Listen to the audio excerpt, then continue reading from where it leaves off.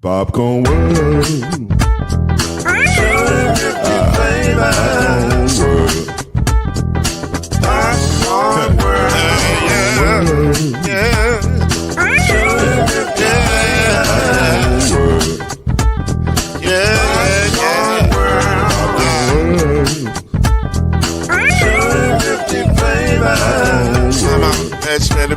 Popcorn World. Can I make you move now? Yes, I can. So you can get this movement up back of a can. You can make it round the world when the holes in your hand. Popcorn World. 250 flavors gonna make you smile. 250 flavors gonna make you smile. 250 flavors gonna make you smile. I said popcorn make you smile. Ah. Popcorn World. Popcorn World. Popcorn World. Popcorn World. The Popcorn World.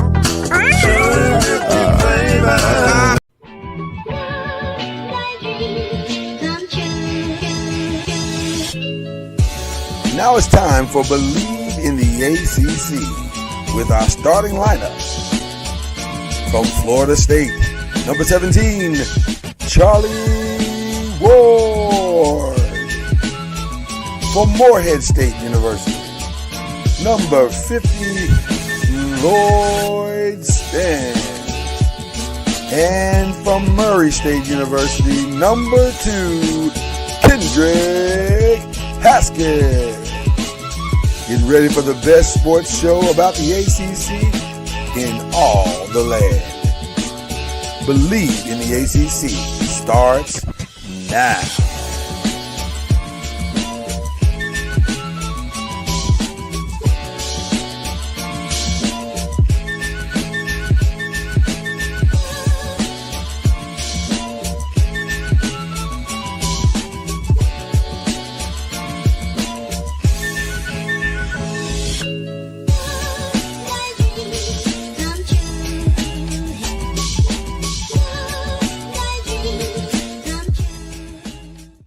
Oh, we're so high. I've missed you so. What's going on, people? We are glad to be here with you on Oscar nomination day, which we will get into later. One of my favorite days of the year, being that I am a screenwriter. You know, that's every screenwriter's or actor's dream, is to hear your name called on this day. So we'll get into that. If you're not a film writer, then you don't really care about what this day is. In fact, this is just Thursday. That's all it is. It's just Thursday. It's just Thursday. For a lot of people, this is just Thursday. So, matter of fact, I was this show years old when I learned that today was not Oscar nomination day. There you go. So, and by the way, you are not alone. There are many that have no idea what this day means or represents. They are clueless as to what this day actually means to a lot of people. So anyway, think of the bucket hat. Listen, man, I'm trying to bring. I decided last year, your thing is shirts. I can't compete. That's not gonna happen. I decided Kendrick is the king of the shirts. So I decided I'm going to be the king of the hats. I'm going to bring this hat game in ways that you never thought it was possible. I'm a combinations situation. So we both got a thing. I love the championship hat, or championship shirt. That you look good, sir. I ain't gonna even hold you. So we got. This is what we do. We bring flavor to the situation.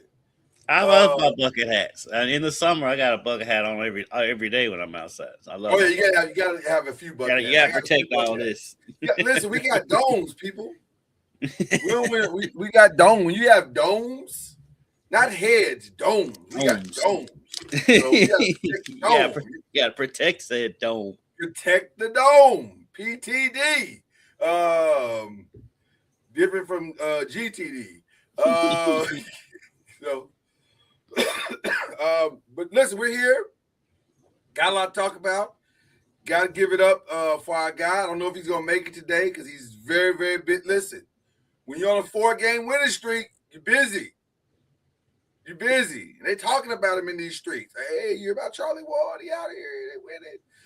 Got a chance to see our guy this past Saturday while you were in Miami. I was right here in the PB and wearing FAMU gear in a very hostile environment. And hostile is an understatement. I was very shocked. And how PB represented itself on Saturday. I was like, yo, y'all got to calm down. Like, it's a basketball game. It's right. not that serious. But needless to say, Charlie brought his guys in under very difficult conditions and got the victory. So you got to give him credit for that. That's pretty incredible. Let's props to Coach Junior and the Rattlers. And the Rattlers. Also, want to give some shout out to our guy, Reggie Swinton, who did a little hookup thing for Charlie. We won't go into the details, but he had Charlie's back. Cowboy legend, Reggie Swinton. So Murray State legend. Murray State. We'll give Murray State some love here, you know. But yeah, hook that up and shout out to the guy Reggie Love from UALR. So it was a combination type thing, but they worked it all out. So anyway, great weekend for both of us. You were in Miami, man. You saw it go down. Talk to me, man. What was it like? Take me there. Take me through there. I'll take you there. It was one, it was cold for Miami, to be honest with you. That's what everybody was saying. Game night. I mean, that game, because the way Miami Stadium's built, the stadium is beautiful to look at, but it's weird. It's like, listen, it looks weird because on the outside it looks like, whoa, this is impressive, and then on the inside you're like, whoa, this looks like the old 80s Cotton Bowl. Like, what is this? Basically, it's the old Miami Stadium of Joe Robbie, and you know they've changed the name on it 100 times. Right. They just put that canopy over it, but it's still the same stadium. Oh, it's the same stadium. Oh, yeah. Okay. And if you go in the press box, it's like going back in time. It's like, come on, Miami. But and so the auxiliary press box. I mean, there's not a press box in the world that can handle all that media. Right. The auxiliary, well, actually, the old Georgia Dome did have us all in there. But anyway, our seats were outside, which is fine. I actually kind of like being outside more than in the press box, because in the press box, people who don't know, you can't hear nothing. Right. You don't hear anything. You mean right. The crowd has to be really loud for you to hear it. For you to hear it, exactly. For you to get a feel. Being outside, you can feel the atmosphere of it a little bit more. Exactly. And Lloyd, you can relate to this. So the way that stadium is built, it's built out rather than up like all the modern stadiums. Out, when it's built out, there's not a bad seat like Freedom Hall. You know how Freedom Hall is built out instead of up like the Yum Center. Yeah. And so there's not even though we were towards the top of the stadium, it wasn't a bad seat.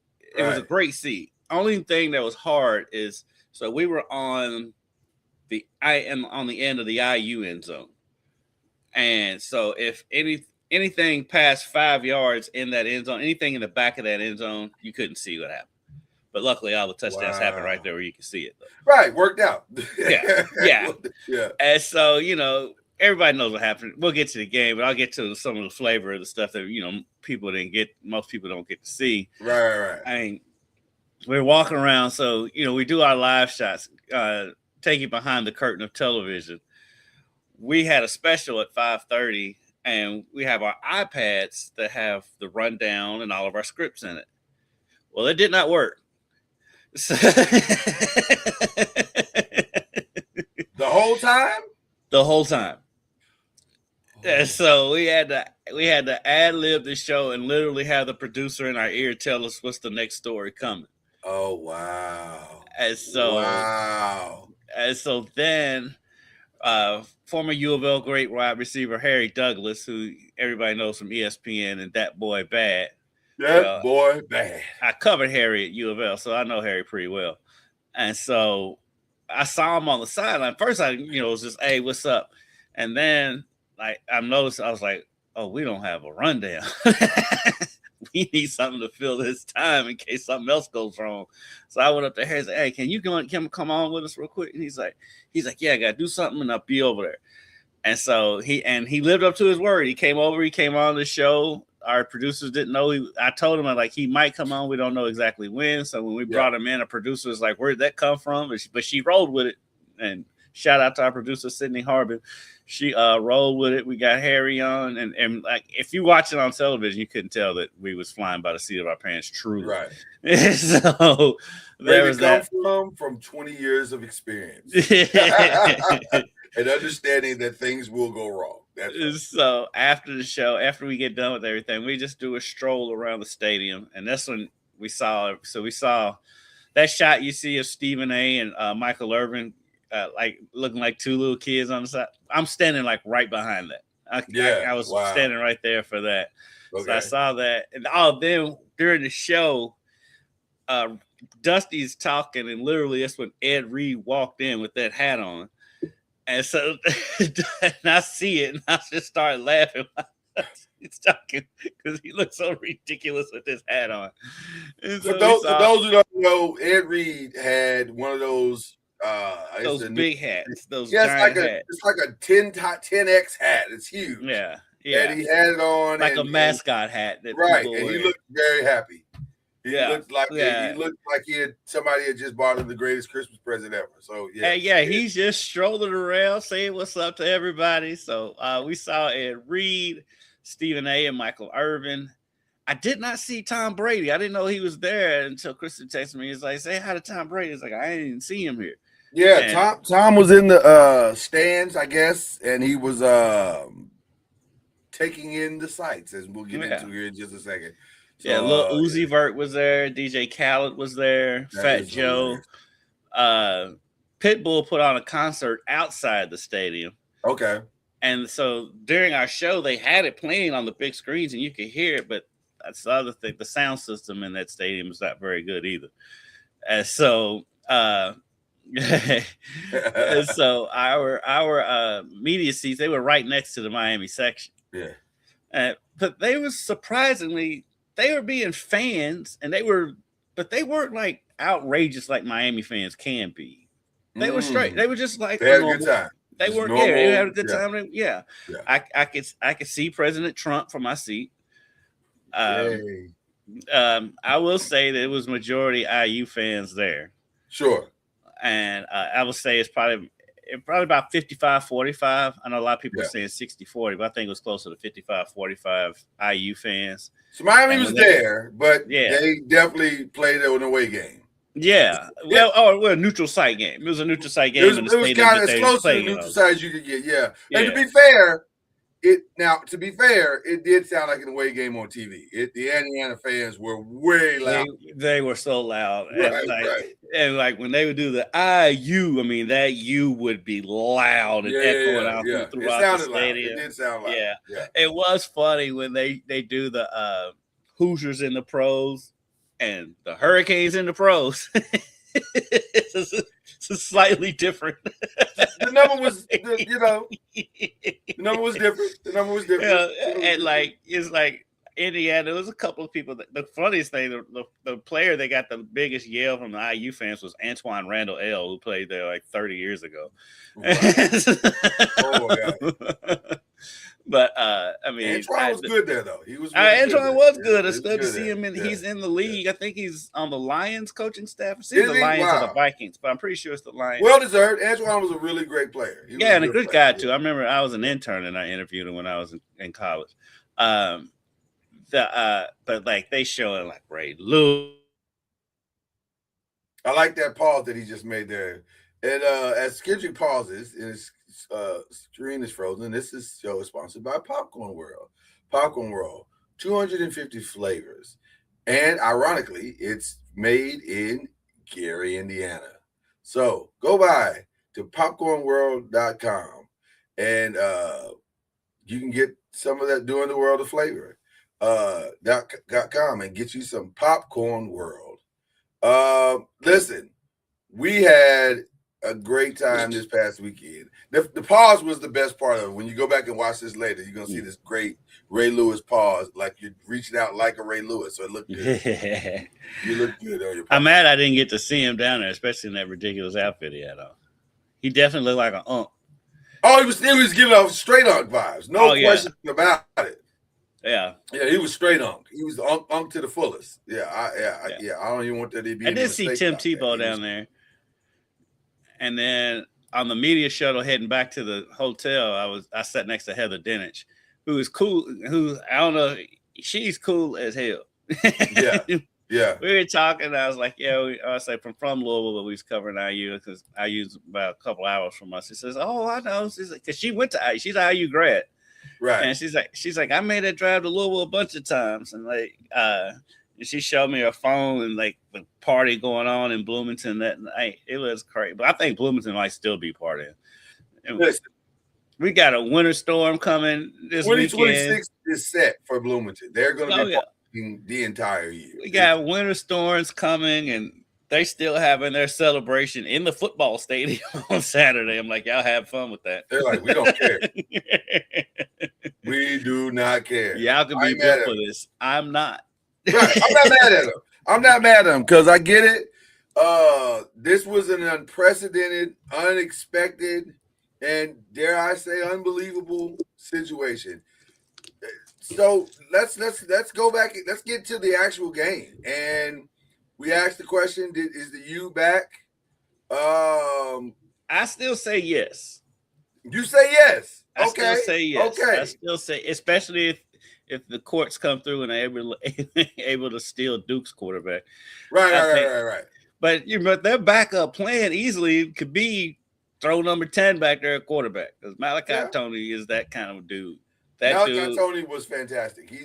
Listen, that game was not lost because of him or Fletcher. They both played outstanding football, and you can't take anything away from what they did in that game.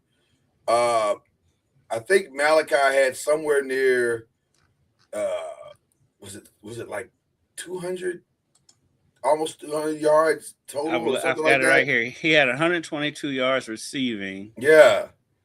And he had 120 and special teams. You're right. Not returning. Well, he had 25 yards punt return. Okay, so it was a good day.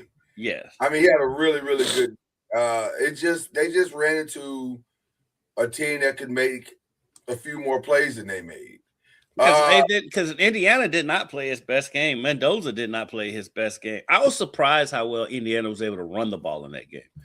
Well, I'm going to tell you what my thoughts on that are. I don't know if they ran the ball well as much as they just would not give up on the run. They were like, this might be a slow drip, but it is. We are going to run our water. We're going to keep running this ball, and we don't care if it's 2 yards or 3, but we're going to keep running it until you can't handle it. And eventually we're going to break some, and that's exactly what they did. And that takes an incredible amount of discipline to decide and to not get off of it that we're going to run the ball regardless of how much success we are seeing or not seeing. I thought that would have been one of the most impressive things they did. Well, some of that too was born out of Mendoza was getting killed back there. He was getting murdered. It for the first quarter, it looked like a murder scene. It was not good. And I was concerned in the first half because I was thinking this is the most pressure he's gotten all season long. Which, by the way, I don't know if I don't know if I have that on the agenda for today, but I'll go ahead and say it now. I understand if the Raiders take Mendoza as the first pick of the draft. I get it. I don't think it's the right decision, but I do get it. Ruben Bain is him and Mesidor both. I got to talk to Mesidor on media day because they bring him up to the podium, and then when they get down at the podium, if you can grab him, you can grab him. And I talked to him. And I talked to him for a long time. First of all, when he's on the podium, they was asking what kind of music he listens to, and he said Bryson Tiller. And I was like, yo, I'm from Louisville. So shout out to Bryson Tiller. He's like, yeah. Yeah. So he taught one-on-one. That dude is as cool as a cat can be, man. I talked to that dude, and like, we dapped each other up, hugged each other after we got done. Yeah. And, he's a good dude. Him and Bane. I mean, I don't think you can go wrong with either one. I'm like, if I'm a team, I'm doing everything I can to get both of them. They were outstanding. Cowboys, they're probably in position, maybe to get Mesidor. I don't know about Bane, but they might be in position to get Mesidor. And dude, they are impressed. I mean, I use offensive lineman Coogan, who's probably going to be a top 5 pick himself. Right. He was like, this is the best defensive front I've ever seen. And he's like, we knew it coming in, but when you get out on the field and play against them, he was blown away by how good they were. When I watched them this past Monday, the thing that caught my attention first is how in the hell did Louisville beat them? They got the ball out fast. Yeah. Because I talked to Mesidor about that. I was like, Louisville's game plan against y'all was get the ball out fast. SMU was the same thing. I said, you expecting it against IU? And he was like, actually, no. He's like, they're not going to play the quick game against us. He's like, and we'll be able to get pressure. And he's like, we want to stop the run, which, like you said, they did for the most part. But when Indiana needed a big run, they got it. Yeah. But he is like, I don't expect them to play the quick game like that. And he was right. And so this team is, I mean, I've been impressed with Miami all year, and we laugh at them on this show because of their fans. Right. But I truly believe that was the number 1 and number 2 teams in the country playing on Monday night. I think the best 2 teams in the nation were on that field, and I think they thank God again to the CFP because they got that right. Because the ACC messed it up. Right, when the ACC couldn't get it right. So the ACC was saved from itself. But I was very, very impressed with the defensive abilities of Miami. And their defense did what they were supposed to do. To go through the first half and hold Miami to 10 points after they had just scored 56 was impressive. Like that's exactly what you're hoping would happen. So yeah, you're down 10-0, but it's 10 points. It's not like it's 20 points or 30 points. It's you're right there. Miami, you got the college version of Derrick Henry back there in Fletcher. Yeah. and the college version of Tyreek Hill. So you got a lot of good pieces to make a run, which is what they essentially did coming into the second half. And so Malachi Tony is so impressive too. You know what the crazy part that got me more than anything else? Because I didn't know his age. I'm just assumed he's a junior. Oh no, he's supposed to be a senior in high school. That's what I did not know that he was. For some reason, I had no idea that he was that young. I guess because I'm watching him play, and I remember how he played in Louisville. I'm saying, well, this kid's got to be like I never once looked at his classification. So when I saw that he's like a freshman, I was like, wait a minute. That kid's a freshman? He turned 18 during the season. He was 17. That's so crazy. That's so crazy. Do you know how much money that kid's going to make? That kid is easily going to be the number 1 pick in the draft. Well, and he's going to be a Heisman. I think he's going to be a Heisman front runner coming into the season next year. If he's not, somebody's doing something wrong. Well, the only way he's not is if Ty Simpson comes back. They'll put because it's quarterback award, and so. But Malachi Tone, and then I also got a chance to talk to him, not one-on-one, but just on the podium. Right. And it's funny because there's no arrogance like whatsoever. Really, that's awesome. No, that's awesome. But you can tell he's a kid though with some of his answers. You can tell, okay, he is still a kid. It's not a knock against him. It's just it's not a knock. It's just he is a kid. And if you think about it, Miami, they've got the Dolphins, the Panthers, the Hurricanes, the Heat. Yeah. So high school football probably doesn't get covered hardly at all. So he probably had barely been interviewed before this season. Well, and so And it kind of showed, but I'm not even knocking the kid. I'm just saying this is how it is. Yeah.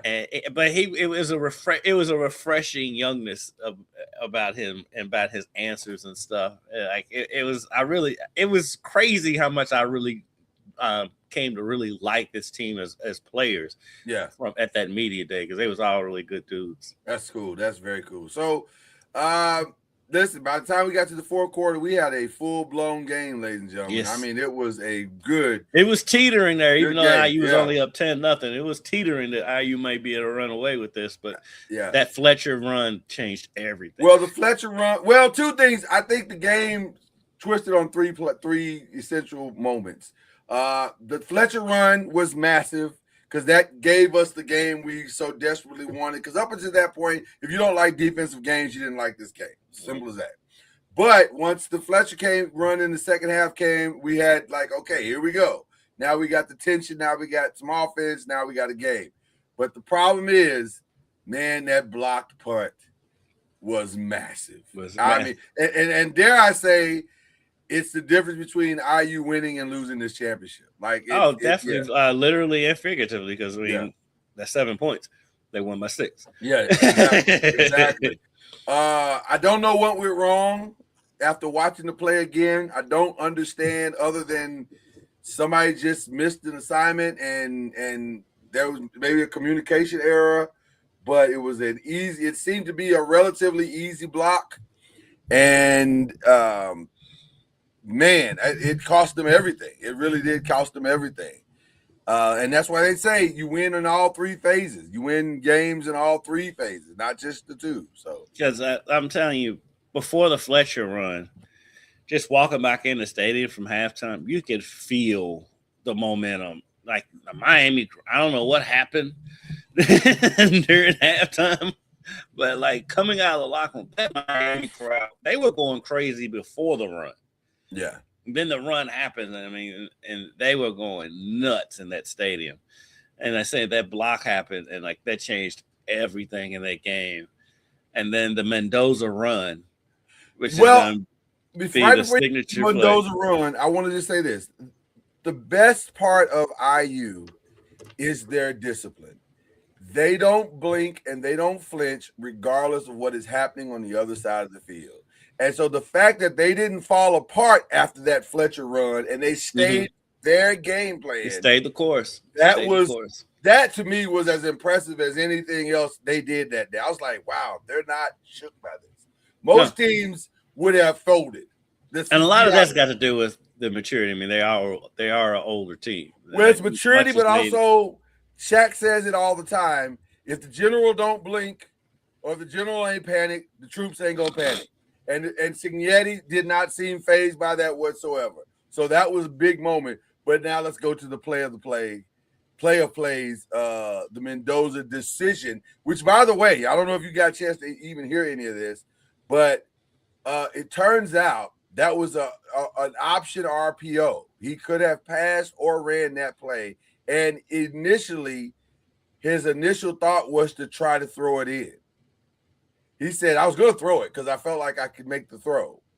But then when I saw the lane, I was like, I'll just run it. And I was like, wow. Scott Van Pelt was like, are you serious? He's like, yes, I just decided in the moment to run it. I was like, oh. So he just decided in the moment. This is conflicting. It's kind of because Signetti did say it was a quarterback draw. So well, he said that, but I you know what? I wonder how much flexibility, because of his level of intelligence, because the kid is very, very smart. Yeah. And I wonder how much flexibility he had in that moment.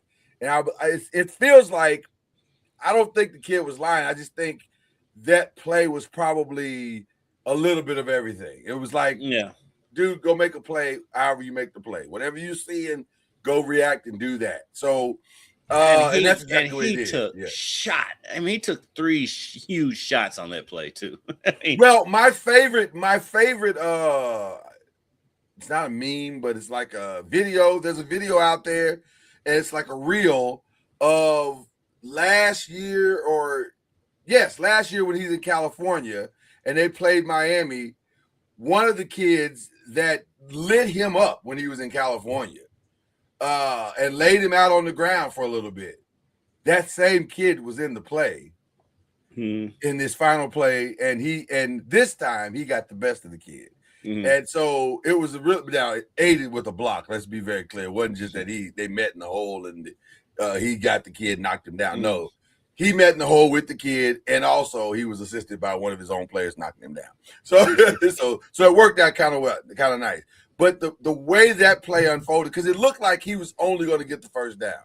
Yeah. And then he somehow spins out of it. Yeah, the spin and stayed up on his feet and somehow got to the end zone, and that dive will live in infamy. Like, that was crazy that he did that. I didn't realize he was as tall as he is. He's a really tall Yeah, kid. he's a big dude. Yeah, he's a big dude. Yeah. And he's big. He's tall and he's a big guy. He's bigger than what you think he is, for sure. I mean, I can see why Tom Brady likes him, because if you look, he reminds you so much of Brady. Yeah. So much physically, he reminds you so much of Brady, and the accuracy. I mean, he did almost have one pick six, but other than that throw, his passes are so accurate. Yeah. And so and then he had some big runs in that game, the running back. Yeah. But then but shout out to Miami too, because they didn't flinch either, because that wasn't the end of the game. And so, because matter of fact, when IU settled for that field goal to go up 6, I was like, I think didn't feel like the right idea. Yeah, I was gonna say didn't feel like the right idea at the time, but at the same time, I can't even argue with Signetti saying my defense has played relatively well. I'm gonna trust them. It's weird to say that when you're essentially in an away game, even though you weren't in a real away game, but you kind of were, right? And Miami in that moment felt like, hey man, they could drive down. You got a Carson Beck who has the experience, who just did it in the last game. And now the only thing I was concerned about is that when Carson Beck came in for that last drive, you could kind of see the trepidation in his eyes a little bit. Like, you're like, I don't know if that's confidence or fear. I can't tell. But he made plays. He made plays on that drive, and then I wonder I still wonder if he was concussed on that late hit. Well, listen, because after the game he said his ears are ringing. Let me say this about the late hit. Interesting time to call that one, because there were a lot of late hits in this game. Like, I think Mendoza took at least 4, or at least it felt like he did. I was like, Jesus, there was one that was so obvious, and that's the one we had the bloody mouth. I was like, okay, what game are y'all watching? Because the kid threw the ball 10 minutes ago, and now the hit's coming. So so that was interesting to call that on that drive. But nevertheless, it was significant, and it helped tremendously to get them downfield. And it was a good call. It was a good call. It wasn't the wrong call. 100%. It was not the wrong call. That's not what we're alluding to at all here. But let me also say this. The final play of Miami, the DB made a phenomenal play. And shout out to Richard Sherman, go Bob to the frat. And him breaking that down the way that he did on the internets. Staying in the way, and I forget the terminology that he used, but he said when you're a DB and your guy breaks, you stay in the break with him. You don't flatten your route to accommodate or to try to cheat something that's not there. Stay in your route with the guy. And he stayed there with him. And I'm probably not explaining it exactly the way that he did, but the way that the DB stayed in that place and waited on the play. And it was an underthrown ball in every way. So that helped him tremendously. But still a great play by the DB. And wow, what an interception, what an ending, what a game. What a game. Yeah, that DB, his name is I just had it. Jamari Sharp, who is who is by the way is a Miami native. And so, right. That was the other thing that was really fun. That the game was won by 2 guys who were rejected by Miami. That was cool. Yeah. It is going to make for a good movie one day. I have to admit. That's not a bad film to watch. IU. This is actually better than the original Hoosiers. It is. And so, for one, they can tell the truth in the movie. Well, because we all saw it. okay. Saying Hoosiers. Right. And better. Rudy, for that matter. Do better. But so I got a couple of questions to ask you in regards to this game and as we go forward. IU fielded 8 4- and 5-star players to Miami's 50. I will ask you this question. Is this the last time you will see a pure starred team? Meaning that, and by the way, even in the 55 stars that were reported, that statement is a little misleading because, there were 55 4- and 5-star players out there, but the other side of that is they were transferred. A lot of those guys are transfer guys. They were not raised in the Miami system and stayed there the whole time. And that's not how football works anymore. And so my question to you is, Clemson notoriously has said, we're never going to get into the transfer portal. If we do, we're taking 1 or 2 guys. It's not working out for Clemson. Right. It's not working out for Clemson. So will we ever see another pure, we're just going to recruit our guys and that's it team ever again win the national championship? I don't want to say never, because who saw this coming with IU in the first place? So I won't say never. I just say it won't be likely, because it's going to be interesting with IU too, because you get it's easier to get buy-in when a lot of the players came with you from James Madison, right, Surratt and all that. So it's heading into year 3. You're not going to have as many of those James Madison guys as your core. So how many is going to be as willing to buy in? Hopefully, I mean, with Cignetti, I don't see how you can't buy into what he's selling. But that can go either way.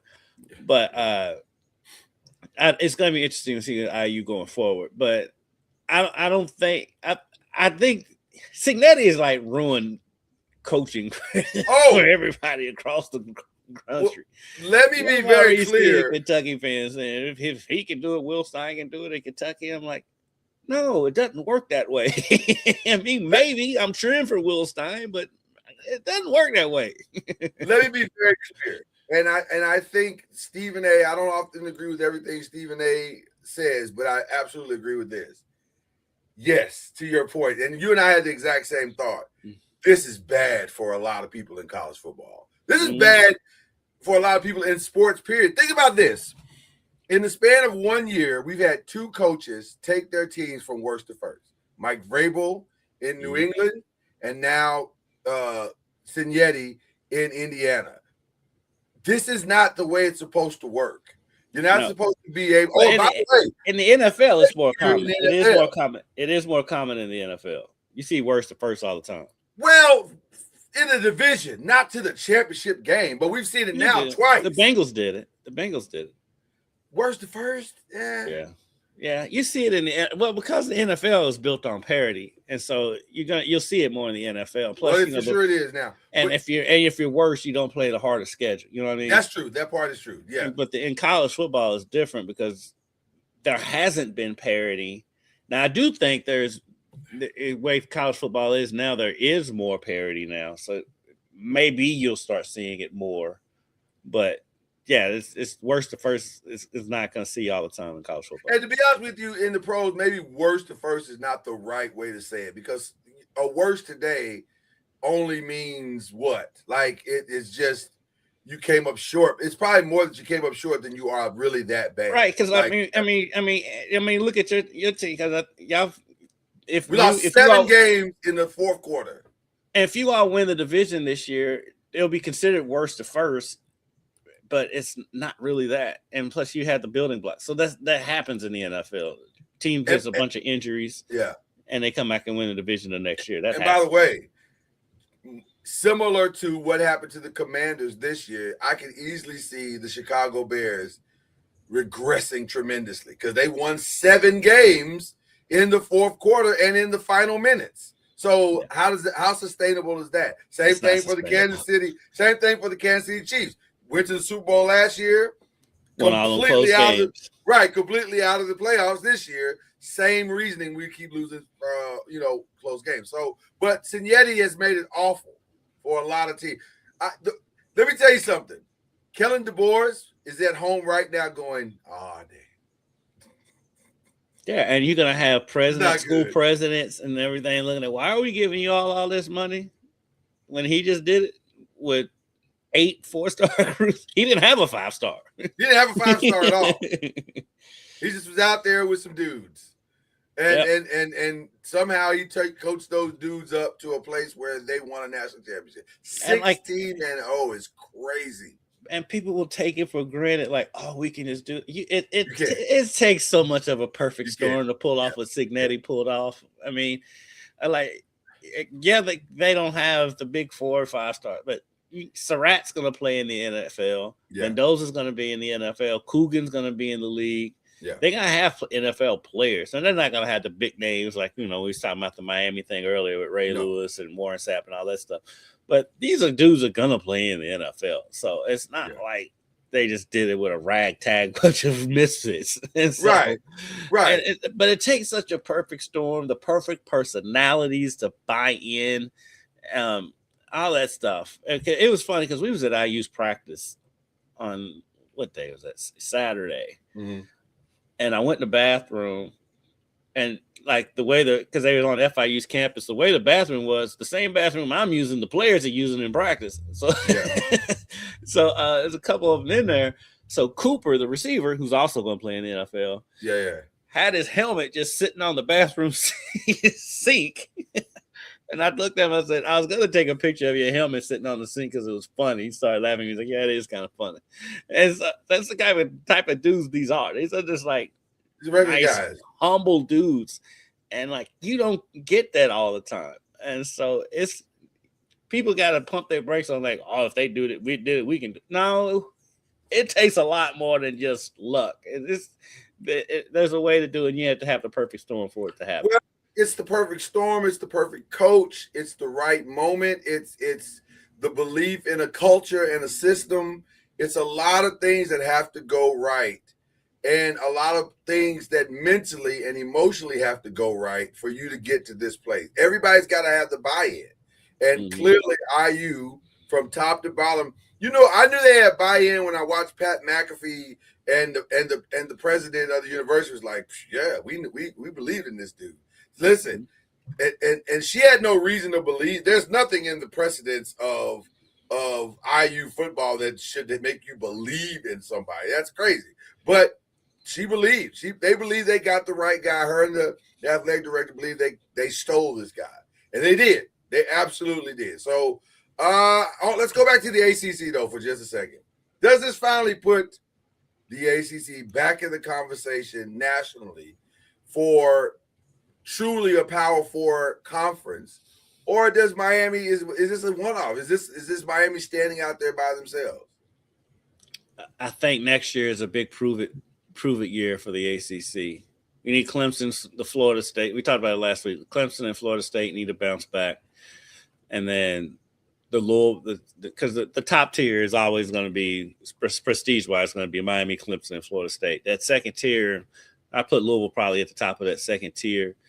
They need them. They need Louisville to bounce back. They need Virginia to have another good season because Virginia had a really good year. They just kind of fell off at the end. Yeah. And so they need to build the top 2 tiers back up. Because if you look at the SEC and the Big Ten, it's the same thing. It's top 2 tiers, and the rest of the conference, you can just throw them in a bag. The Kentuckies, even Vanderbilt had a great year, but the Kentuckies, South Carolina this year, Florida, on the Big Ten, Northwestern, you know what I'm saying, Penn State this year, and Maryland, right. Rutgers, all those. You can't tell me all those are much better than the Syracuses and North Carolinas of the world. They're absolutely not. Those teams. But now I will say the ACC did U of L a big favor with their schedule. Yes. Coming into next year. Yes. And so they don't have to play. And I don't think that's accidental, by the way. No, I don't either. They don't have to play either Clemson or Miami next year, and they get Florida State at home. I don't think that is an accident in any way, form, or fashion. I think, and that's why I'm not going to disagree with what you're saying, but I'm going to say it a little differently.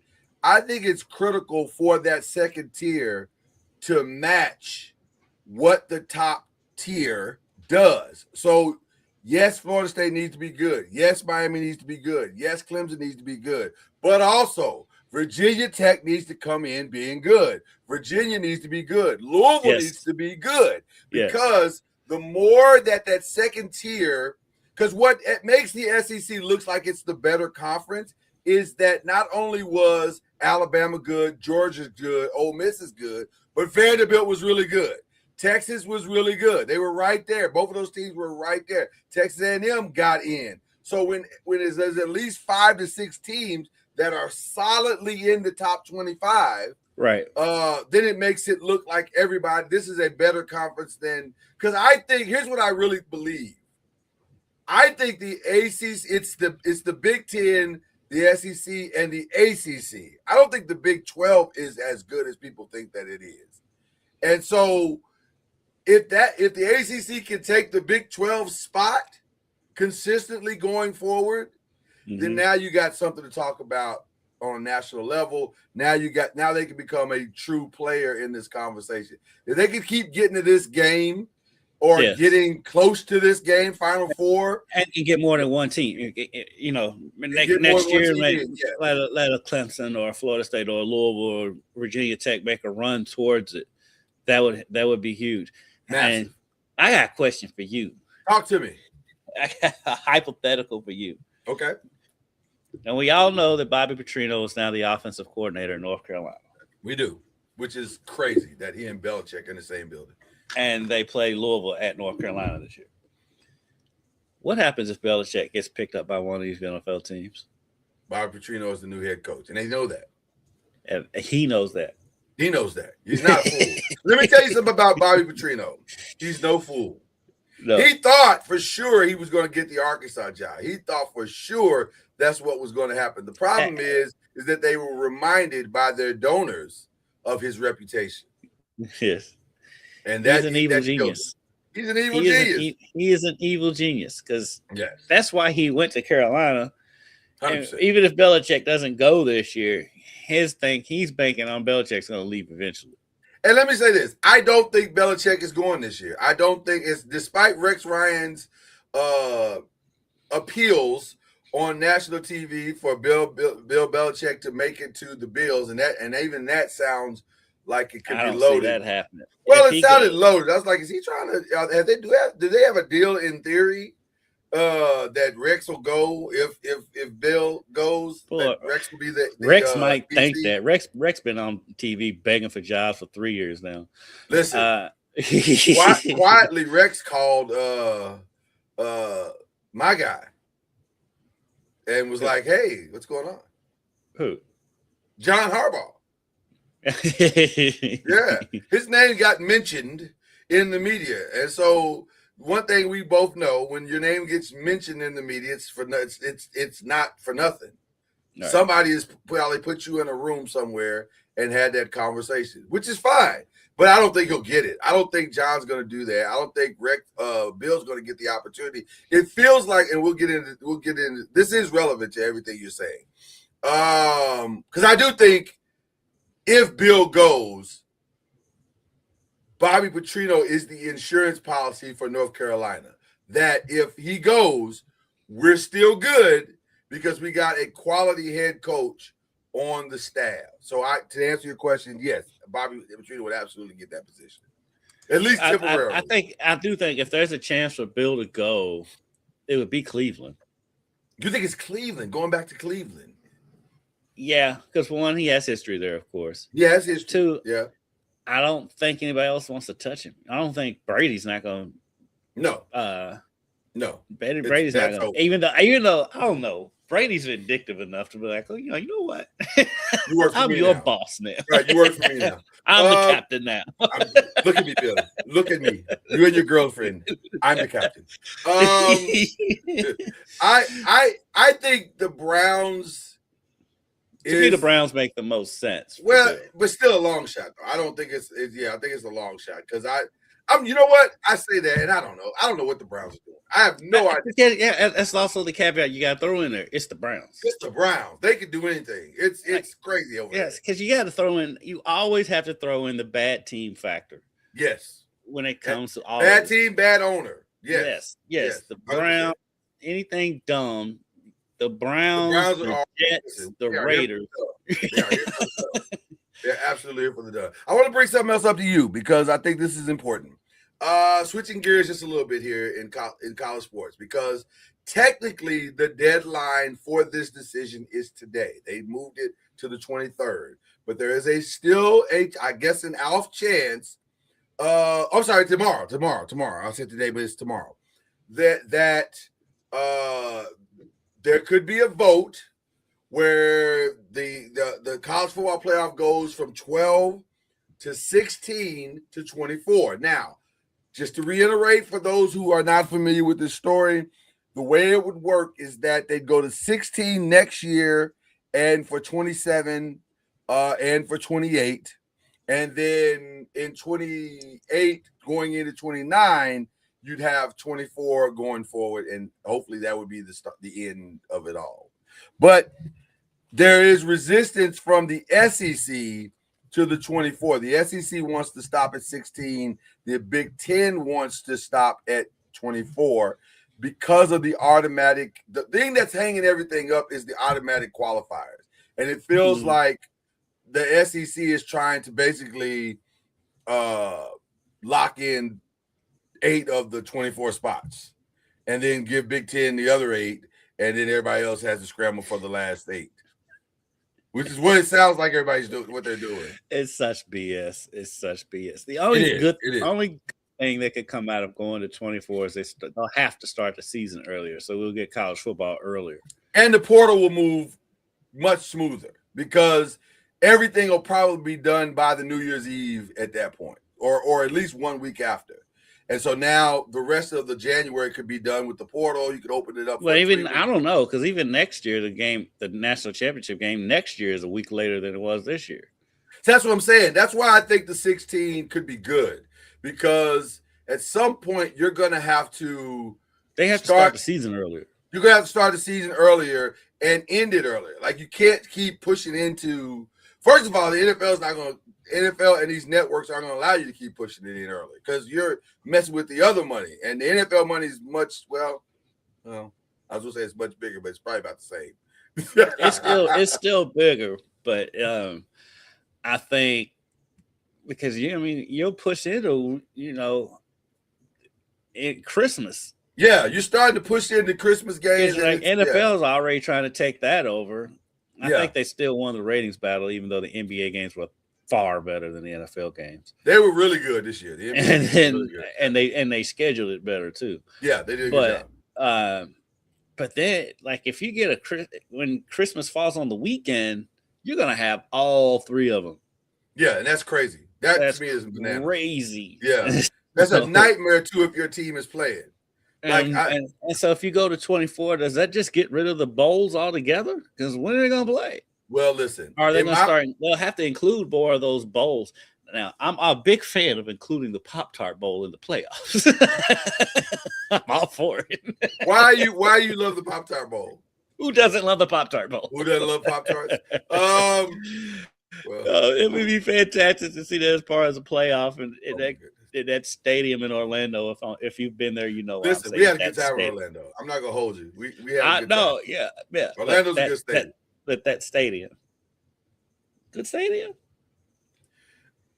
Stadium's not great.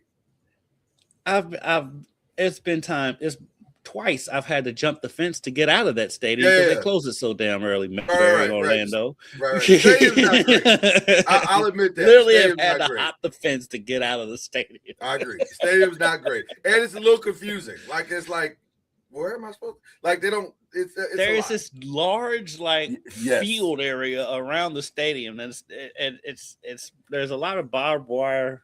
You're listen, and you're greatly selling large. Like it's you could almost put another stadium or another field on at that, least a practice field there, right in that space. Yeah. And then there's always the ballroom dancing convention that's going on in the same hotel as the media hotel, which I actually enjoy. It's fun to see that. That part's fun. That part's a good time. That part's a good time. And we make fun of it, but actually, because I think it's there's at least 4 bowls that are played in that stadium. Yes. And the setup for our needs is perfect because all the pregame stuff, the parades and all that stuff that they do is right across. We can walk to everything. It's so that part is good. That part's great. That part's great. Yeah. Y'all can stay open past midnight. Yeah, but it's going to be interesting to see what they do. But the decision will come here in the next 48 hours. I'm convinced they're going to go to 24. If not on this vote, they will eventually because the Big Ten and the SEC are trying to get all their. Oh, Charlie's not on the show. They're trying to get all their shitty teams in there. And so, I mean, if 8 spots, I mean, that is half each one of those conferences, over half for the SEC. So that means you will get the South Carolinas into the playoff. And I say 8. I'm being facetious, but not really though, because no, you're not. No, it's not great. You'll get Maryland will make the playoff. Yeah, that's what they want Northwestern in for some reason. Like who wants to see that? Northwestern in. I want Northwestern in like I want James Madison in. I don't. So I think the one thing, the argument that may help is because the teams with the byes fared so poorly so far. Indiana's the only one with the win. Yeah. That a lot of these schools are going to be like, we don't want the bye. Right. A lot of coaches are going to be saying that. The bye was a serious detriment because you lose all momentum, and it feels like you got to ramp up in the game, and that has because not only do you have a bye week, you have a bye week in which you don't find out who you're playing, and then you have a short week. Well, I wouldn't even call it a bye week. I would say it's a bye week, and here's what I mean by that. By the time you get to the field, it's 2-3 weeks away from the time that because there's a week in between the games, and then there's another week when the first game plays. So you're like, by the time you actually hit the field, you haven't played in almost 3 weeks. And then a lot of times you find out you have a short week to prepare for the other team because you don't find out who you're playing. Right. Meanwhile, they've been preparing for you for 2 or 3 weeks. Yeah, exactly. Yeah. So it's tough. It's very, very, I can very see tough. it, but at the same time, though, while the coaches won't want it, these presidents, they don't care. All they see is dollar signs. They don't give a flying. The coaches will make the argument, but On 3 is reporting that Indiana won the transfer portal battle, although there's still some movement going on. I don't know, and this is where it gets a little bit confusing because technically I think the portal, your name getting in the portal, that part of it I think is over. So now it's just a matter of. I thought it was, but then I see players going in today. I've seen players going in this morning. Well, I think they extended for Miami and Indiana. I was just gonna say the ones that are in the playoffs, I think they got a slight extension, like a week or 2 extension. But if you weren't in the playoffs, I think it's over for you to get in. Now, finding your school, I don't know what the deadline for that is. That's the one thing that I'm trying to figure out. And the portal's so confusing, it's crazy. But we're headed toward the end of that as well, because I think by the end of January, maybe, or it's got to be coming up fast. I'm not 100% sure. We could check. I think today might be the deadline for the portal. It could be, and I know it was January 2nd was when it opened. I want to say 22nd is the closing day. If only we had computers that we are currently sitting on to find this out. Let's see. Okay. Oh, it's the 25th, so Sunday. Okay. Yeah. So, well, okay. So the entry deadline is the 24th, 25th. Let's say college football. See, the main transfer window is a single 15-day period from January 2nd to 16th, which I don't think that's accurate because, like I said, No, I think it's accurate for everybody else. For everybody else. Yeah. Okay, yeah, because Mendoza's brother transferred right after the championship. Oh, yeah. Which was wild. He was like, well, it's been real. Well, yeah, once they brought in a Hoover from TCU. Right. Oh, yeah, once he came in, everybody knew he was out. There's no way. And by the way, that probably was the right decision. Yeah. Because he's not beating Hoover. I'm actually surprised that TCU allowed Hoover to get out the building. But he is gone. And so now, okay, well, we'll get that information as the show goes on, or we'll have it for you next week, because it's really, we're kind of waiting to pronounce a portal winner because we don't really know yet, and it's not over. So, but I mentioned Indiana because there's some other teams in the ACC that did very, very well also, and it will greatly affect. It has greatly affecting the way too early rankings. Miami's up in that mix. Louisville's up in that mix as well. So is Virginia and Virginia Tech. So it'll be interesting to see how that all plays out by the end. But nevertheless, that's your college football coverage and ACC coverage. Oh, and breaking news. I saw this email this morning. I didn't care, but I got to seen it on social media. Okay. U of L Athletics announced a $2 million gift from Isaac and Kerry Ross, approved by the ULA to fund stadium lighting. That'll be interesting. Okay, stadium lighting. They're gonna upgrade the lighting system so they can flicker on touchdowns. That's basically what that is. There you go.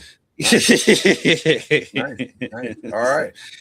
And shout out to a young lady that I knew a little bit in Lexington when she was there, and now she's a reporter.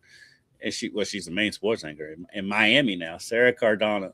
I got to run into her and talk to her a little bit while we were down there. Super sweet lady.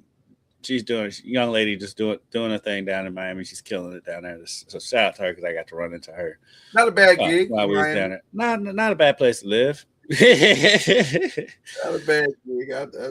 I'm sure people enjoy the atmosphere down there. And I tell you what. Put a last thing about this championship. We went to Miami's practice.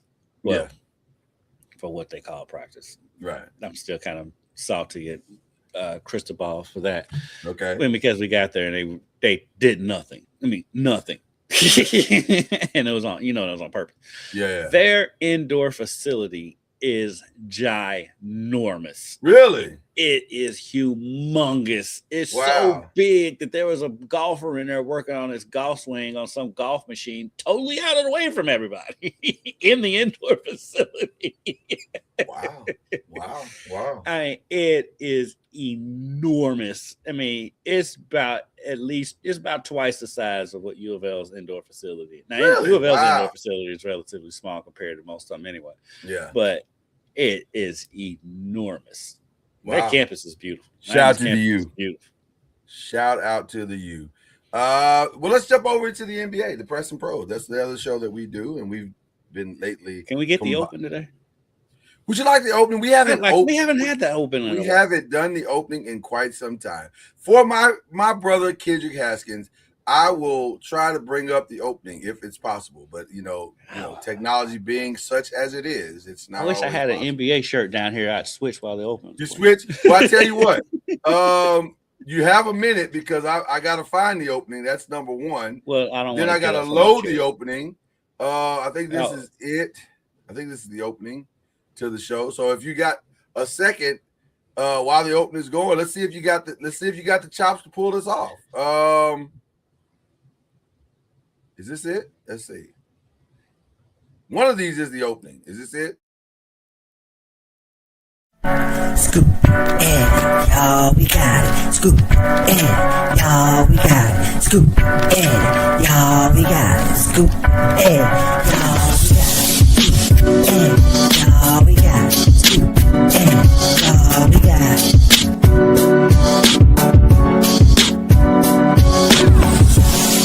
That's how we go. This is how it games, the Press and Pros. That's how we go. This is how it games, the Press and Pros. That's how we go. This is how it games, the Press and Pros. That's how we go. This is how it games, the Press and Pros.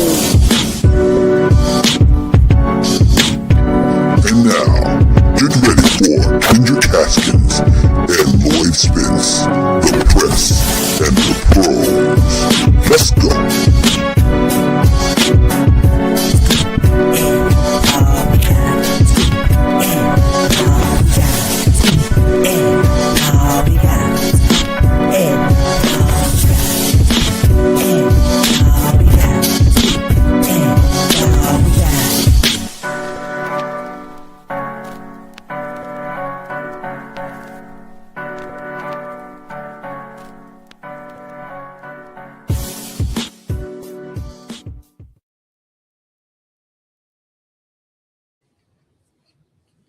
Yeah. We got the two best theme songs on the internet right now. I'm just saying. It's amazing. Got a old man catch his breath, had to run up the steps. You look good. You look good. You look good. It's weird that you're repping the Nets, but we're color coordinated, so I ain't mad at it. Like it feels like we're playing this whole time. Yeah, right. Mushroom shirt, mushroom belt. That's how it works. All right. So we got some updates for you in the NBA. This is we're headed toward what I think is about to be a very. At first, I thought it was going to be an active, and I still think it may be, but not for the reasons I initially thought. I thought it was going to be active because all these teams were seeing a window where they could win the national championship, and some of that is true, but this also feels like some of these teams are saying we need to dump salary and I think it's going to be a lot of salary dumps. Yes, like we need to dump salary, and because, well, the number one reason why a lot of teams are dumping salaries because I don't know what's going on with this situation with Giannis. Like initially, I thought, go ahead. What did he say last night? Because like I've got First Take on here, but of course I can't hear it. Right. And I saw that he did. They showed a soundbite from him, and anytime they show something from Giannis, that means he done said something. So well, I don't know because last night there was a weird thing. Last night's game was weird. I think they lost the game or something like that. Yeah, Shea dropped 40 on him, and he was upset. And I think he was saying players were being selfish or whatever. So Giannis has spoken out more this year than he has in his entire career. Which leads me to believe that the guy is a phenomenal chess player because he's moving the pieces of exit strategy around the board at a very efficient rate. Every time he steps to a microphone, there's another piece being played to where it looks like he's going to go. So last night was probably about the selfish comment that he made, but the night before was about they asked him, what's the possibility of you being here all season? He said, not sure. so something, and then the other part that plays into this conversation is that where there was this ramp up of Ja Morant in Miami, and now that's slowed down. There was this ramp up of Anthony Davis to Atlanta, and now that's slowed down. It feels as though everybody is saying until we get definitive information from Milwaukee that we're going to have to trade him, there's not a lot we can do. And I think there's going to be a lot of trades that end up not happening. I think John's going to stay in Memphis now. Well, after his comment the other day, he's like, I got the logo on my back. This is where I want to be. So and then by the way, that's a turn of statements because it has not been that he's been saying that prior to the other night. Now, the other thing that is going to force something to happen is the Jimmy Butler injury. Jimmy Butler going down is the worst possible thing that could have happened to Mike Dunleavy because Mike Dunleavy could kind of hide behind the fringeness of what Golden State had been doing to this point. Now that is about to come, that has come to a screeching halt, that they are no longer a fringe playoff team, but now they are essentially a lottery team without Jimmy Butler. They have to make some decisions. They have to decide what they're going to do. I did see a possible Kuminga for DeMar DeRozan. Well, I tell you what, let's get into it in a little game I like to call Pack Your Bags. Some people are going to have to pack their bags, and we could actually start with Jonathan Kuminga if you like, because we're already here. And like Golden State management, when he demanded the trade, it's like, shut up, like Kevin Hart. Listen, I'll be honest with you. A little respect for that kid. When Jonathan Kuminga demanded a trade, that could be the most delusional demand in the history of the NBA. Like, fam, you are in no position to demand anything. Like, Right. have several seats. Like, it ain't no. Stop. And like, shut up. and here's the two things that could be true. Mike Dunleavy said, when there's a demand, when you demand something, there should be a demand for you. That is true. But also, you have done as much to destroy that demand as humanly possible. You and Steve Kerr have killed whatever demand could have been there because you don't play him and you don't respect him. So, and like, but it's crazy because his teammates do, because I've seen Draymond Green rave about him and see Steph say some things about him, and it's like the whole situation is weird. The situation is super weird. It is. They seem to love him. I guess shout out to the Warriors for not letting anything get out, reasons why it's still so confusing about what's going on behind the scenes. But it's the strangest situation, because when he's played, when he finally got in during the playoffs last year, he played well. When he's played, he plays well. The teammates love him. Yeah. But they don't play him. He doesn't get consistent playing time. I think part of that too is because his game and Jimmy Butler is the same game. Right. See, Major? Free Kuminga. I don't get it. I don't understand it, especially when Golden State's struggling like they are. They have a really good player on their team. He could be a quality third or fourth option on the team when you have Steph. Right. And because right now, even with Jimmy Butler, how is he not the third option? Who else? Podziemski, no disrespect to Podziemski, but come on. Right. Kuminga's a better player than that. So I don't understand this Kuminga situation. It's the weirdest thing I've seen. Yeah, I don't get it either. But also I kind of get it. And here's what I mean by that. I see a kid who, for whatever reasons, if you want to blame the administration and management and the coaching staff that they're stunting his growth, then I can get on board with that. But if you want to say to me, for a kid who's that talented, he should be further along, I can get on board with that. Like, I think it's a combination of it all. And unfortunately, I think maybe all of it is true, which is why it's so difficult to assess what he is. Now, ironically, one of the teams that's saying, well, we might take a fly at him is the Lakers. But I don't understand that, because don't you already have like 3 Kumingas? The Lakers. If you're the Lakers, don't you have 3 Kumingas in Vanderbilt, in Rui, in Connect? Right. You got 3 guys that are playing under potential right now. You don't need a 4th. So the Lakers in roster construction have not been hand in hand in a while.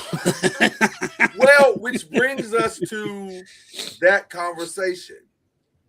Because, yes, that is a team that needs to do something. That is a team that has a massive Austin Reeves problem. But also, other than big moves, do you trust, I ask you this question, do you trust Rob Pelinka to make roster moves? Anthony Davis is of the world, good at that.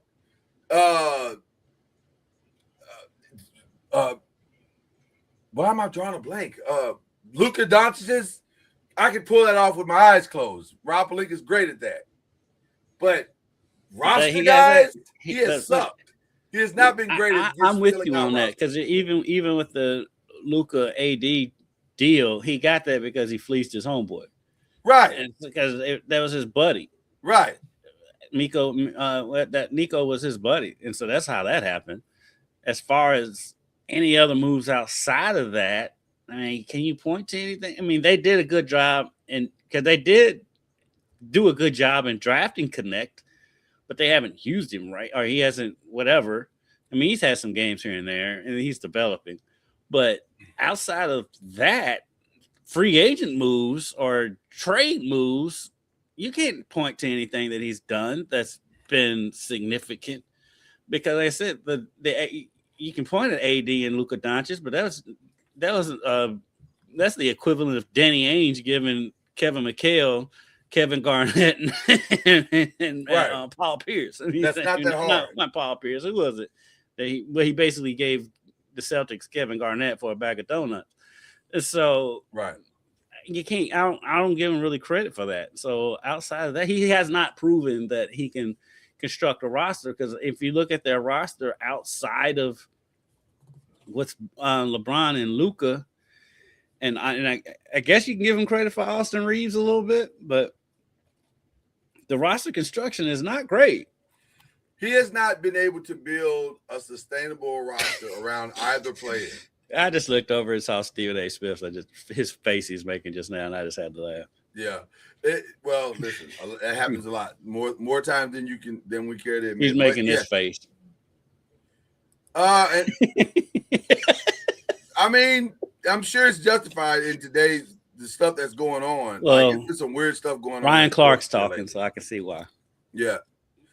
People are really not feeling Ryan these days. I don't know what the deal is with Ryan is falling out. I used to love Ryan Clark, and I met Ryan Clark once, and he was nice, super nice guy. But like now he's just say stuff, dude. Like yesterday he was like Tom Brady and Peyton Manning weren't generational talents. Like, yeah, I did. Yeah, that was a just saying stuff for the sake of saying stuff at this point. He's like Acho.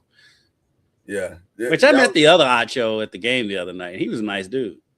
I feel like he's the normal one. Yeah, I feel like he's hangoutable. Yeah, like he's nice. He can roll with the crew, but the other one, I'm like, I'm good. Yeah, you like attention a lot. I'm good. A lot. And that's what Ryan Clark is at this point. Yeah. But yeah, I don't know what the Lakers are gonna do, but their biggest problem is that they got an Austin Reeves issue. Do you pay that dude 5 years, $241 million? And if you do, then you're basically admitting that you're going to have a horrible defensive front court for the next 5 years. Do you want to do that? And because you have to build your roster around that move at that point. And I don't know if you can win a championship. They are in a backcourt being awful. Yeah, people don't talk about it enough, I don't think. But the Lakers are in a predicament. Because, like you said, they have that Austin Reeves problem. You got the albatross of an old LeBron hanging around where LeBron can't be your number one player anymore and win a title. He's fitting it. And even as a number two, I don't think you can win a title with LeBron. I think LeBron has to be like a third option at this point in his career. And so you can't get a third option. So Ayton has been okay. He has his games where he's DeAndre Ayton, and he has his games where he looks like the DeAndre Ayton we thought we was going to get. Right. And so and they have no bench. I mean, because like you said, Austin Reeves is a really, really good piece. And he's earned his money. That's the problem. He has earned his money. He's done his job. If you're being honest, you're not going to win a title with Austin Reeves as your second or third option. You're not. 100%. Especially when Luka's your number one option and Luka doesn't guard anybody, and Austin Reeves can't. Right. You can hide one person on defense. You can't hide three, which are hiding Luka, Austin, and LeBron. 100%. So there lies your problem. They are in a world of trouble going forward. I think they can maintain. I think they're good enough this season to where they can get home. They can probably get home court advantage. They can finish in the top four, I think. I'll say this. They're in trouble in the sense of, I don't know, they can't win a title this year. But the irony is that they're not actually in that much trouble.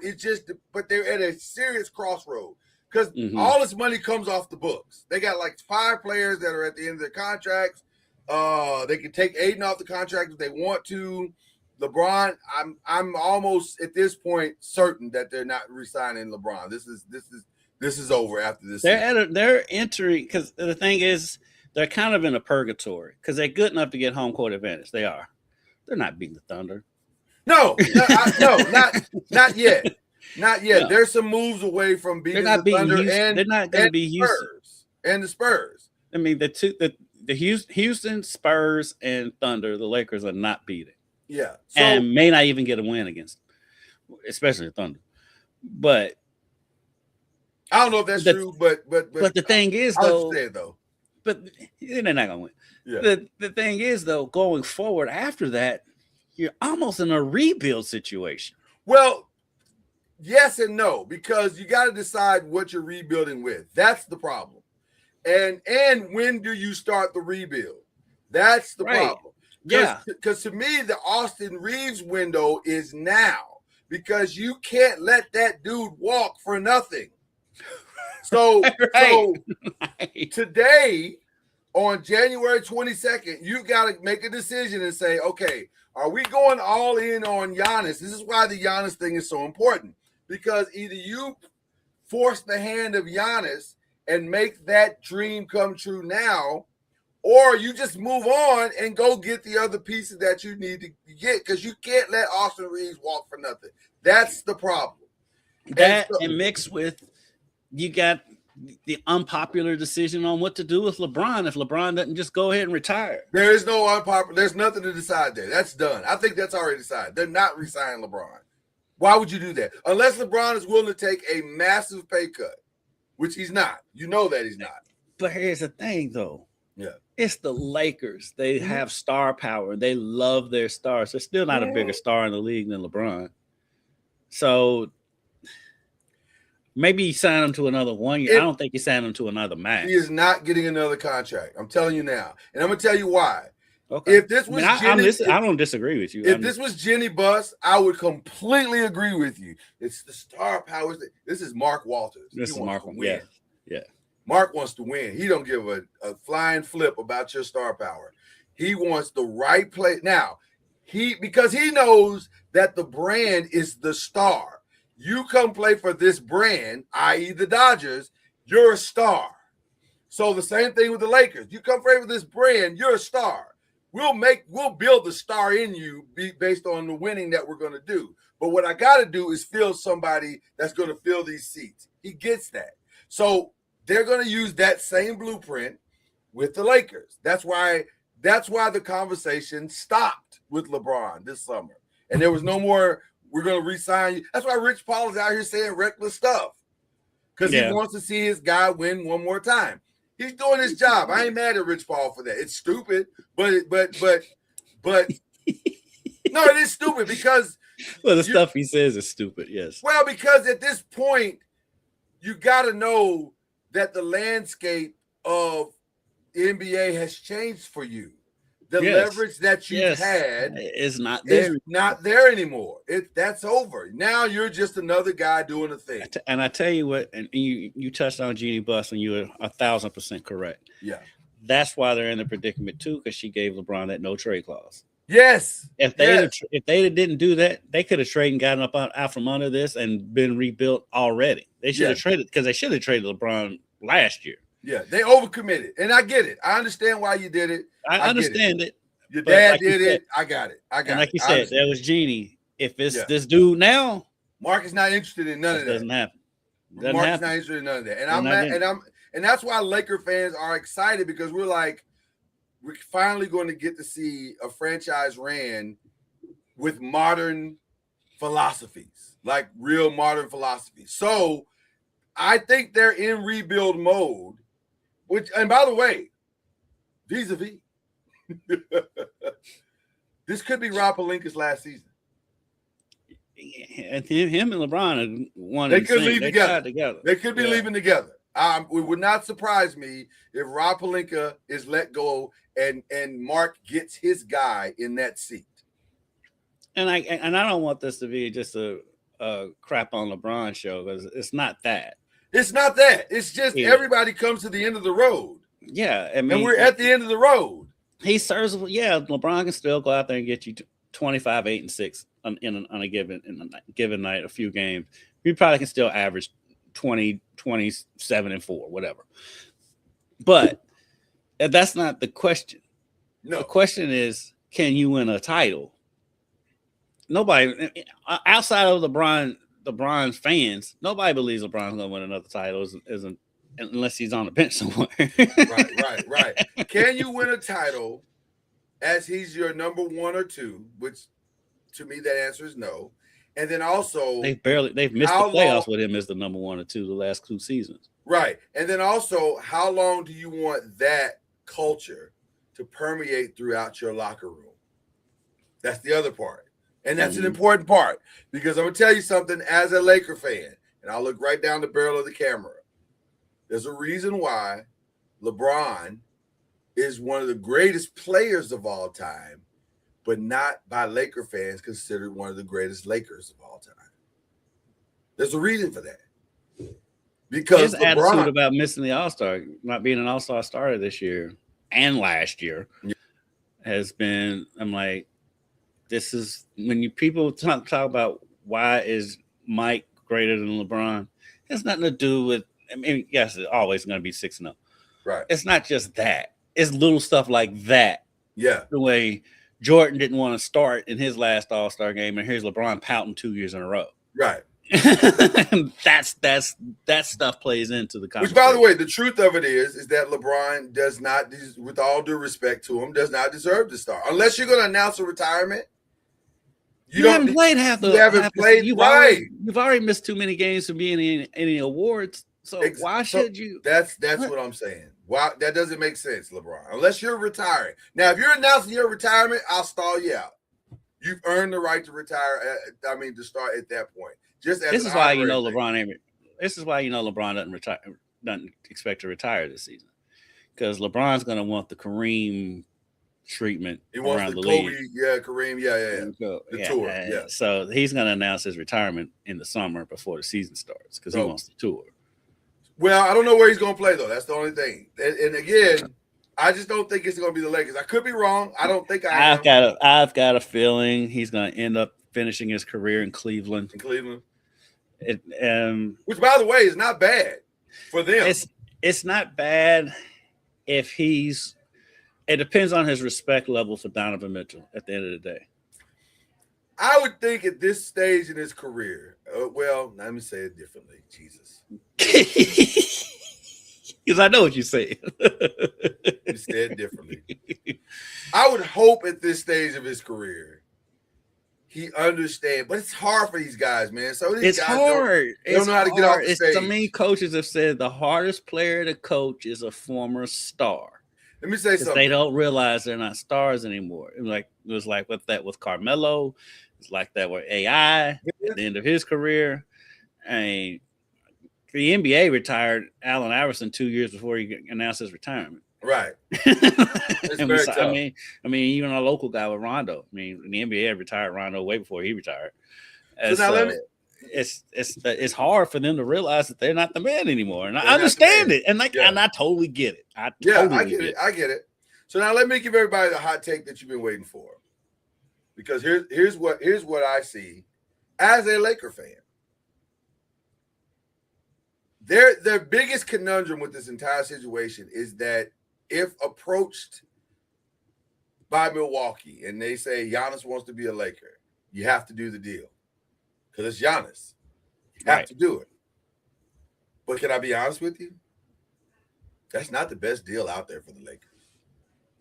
That's not even the ideal player to play besides Luka. Please do tell. The ideal player to play by Luka, and this is where the dominoes would have to fall. I got a feeling I know where you're going, but I want you to say it. It's Jaren Jackson. Jaren Jackson. I knew that's where you were going. It's Jaren Jackson. You hinted at that last week. Because he doesn't need the ball. He doesn't need the ball. There's no ego, and he's going to still give you 25 and 15. And he's picking pop. He's got Luka's back on defense. He's the perfect player to play besides Luka. And when you said that last week, at first I was like, that's crazy, but then more and more I thought about it. And we talked it out last week. And I was like, you're right. You're right. You were right. Because he does not need Giannis is ball dominant. Jaren is not. Jaren is not that. And is he as a player as Giannis? No. No, but it's not about that. But it's about how he fits in with Luka and how you can build around those two players, because now it becomes way easier to build around those two players. Because okay, now let's play NBA GMs. Okay, how do you make that trade? Because Memphis already maxed him out. Yes. LeBron ain't going to Memphis. No. So the way to make that trade is number one, LeBron, where do you want to go? Just tell us where you want to go. Okay, for hypothetical purpose, let's just say he goes back home to Cleveland. Perfect. So he's gone. Now, Memphis, you get our number ones. You get Cleveland, a couple of number one. You get at least one number one from Cleveland. Maybe we have to throw another team in there. You're gonna have to throw another team because Cleveland's going to be too low. Right. So that's at least 3 to 4 number ones that you're going to get, plus some players. So, well, you can take some of our expiring contracts, and like Rui, like Austin. Austin's got to be in that deal. Wherever he goes, it doesn't matter, but he's got to be in that deal. And so maybe connect. So now you've got shooters in Cleveland. You can start, and this is contingent also that they trade Ja Morant, which I although you said you don't believe he's going, I do believe he's going, because I don't see how you walk it back. You've done so much damage to this kid. I don't see how you walk this back. So basically you're saying Memphis is going to go into total rebuild mode and trade the two biggest stars they've had in the history of their franchise. Well, the rumor that's floating around the internets and also through NBA circles is that if Ja goes, Jaren's going to ask out. He doesn't want to. He doesn't want to stay. And if that is true, and I do believe that to be, I do believe that to be true. Yeah, I do believe that to be true. Then it makes sense for them to get the haul and to go into straight OKC mode. Now we're OKC. Let's get the best that we can get. Let's start the rebuild process right now. Let's get players that want to be here, and let's build our thing. So, and reason why I can see what you're saying is because this year's draft is loaded. If you're ever going to start, well, that's why the Giannis thing is such a problem, because this is the draft. This is the one where you can go 1 through probably 15 and get an impact player for your franchise. So you want to fall into the 15, but also on the back end, you can still might be able to get a couple of steals in the back end of the draft. So this is an interesting draft right now. So if you're a franchise that's teetering, you're right there. Maybe it can cross over to the other side, or you can go get a key piece. You want this Giannis thing to get wrapped up. It's mucking up the waters. And so the trade deadline is what, the week before the All-Star game? February 5th. February 5th. Yeah. And so we're what, 2 weeks and a half, away? two, almost 3. It's gonna be as interesting of a trade deadline, and the draft is gonna be super interesting. Yes. Because there's gonna be so many moves made, so many moves attempted to be made. Because even if because I was thinking about Ja and Giannis, even if Giannis, Ja, and Jaren all make it past the trade deadline with their respective teams. Yeah. There's no guarantee after draft day that they'll all be on their respective teams. I don't think they will be, but that also mucks up the waters, because now throw another interesting team in there too. Yeah. What do you do if you're the Heat? Well, that's where I was going. Because if Giannis makes it to the summer, now you have a whole nother set of problems. Because the Heat gotta finally make a decision. The Mavs gotta finally make a decision. The Lakers will be booty hole out because they're gonna lose Austin Reeves. You can't pay Austin Reeves $241 million. You cannot do it. So now you got a gaping hole next to Luka that you gotta fill. Now you got the money to go fill it, and maybe you think, let's stand pat. Maybe we can draw Giannis for nothing. Maybe you can, but maybe you can't. And if you don't, then what the heck do you do, right?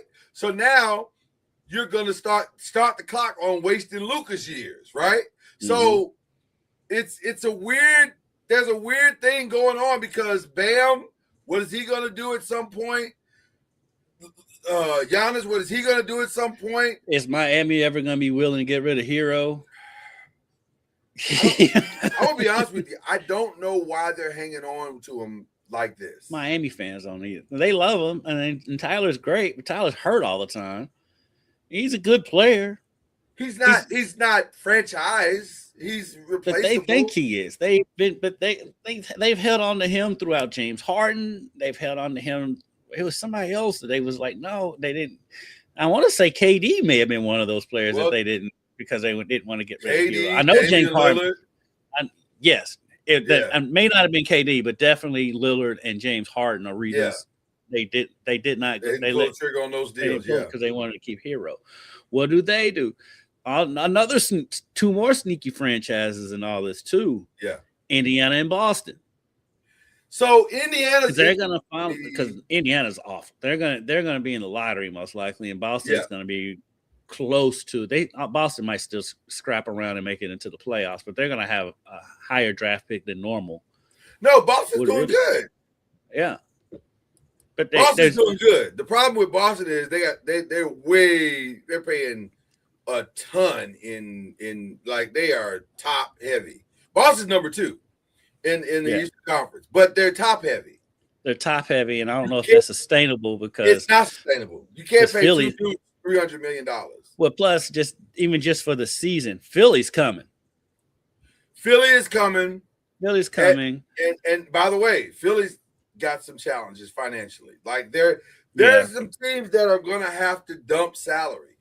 Like and Boston, I think is going to be. I just don't think. But like just this season, I keep hitting this thing. Yeah. This season, Philly's coming. I think New York will catch Boston. They're only a game and a half behind them.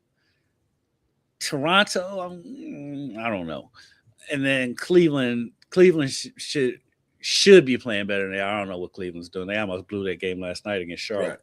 Right. So, but those 4 teams that are right behind Boston can all catch Boston. And so, yes, as good as Boston's been playing, that is 1,000% correct. And honestly, if I'm Boston management, I'm like, yay, we're winning, but damn it. Do you know who I agree? Do you know who Boston should be thinking about doing a trade with? This is going to sound crazy to you, but I don't know if I'm wrong. That Karl-Anthony Towns thing could be it for them. This Karl-Anthony Towns thing kind of came out of nowhere.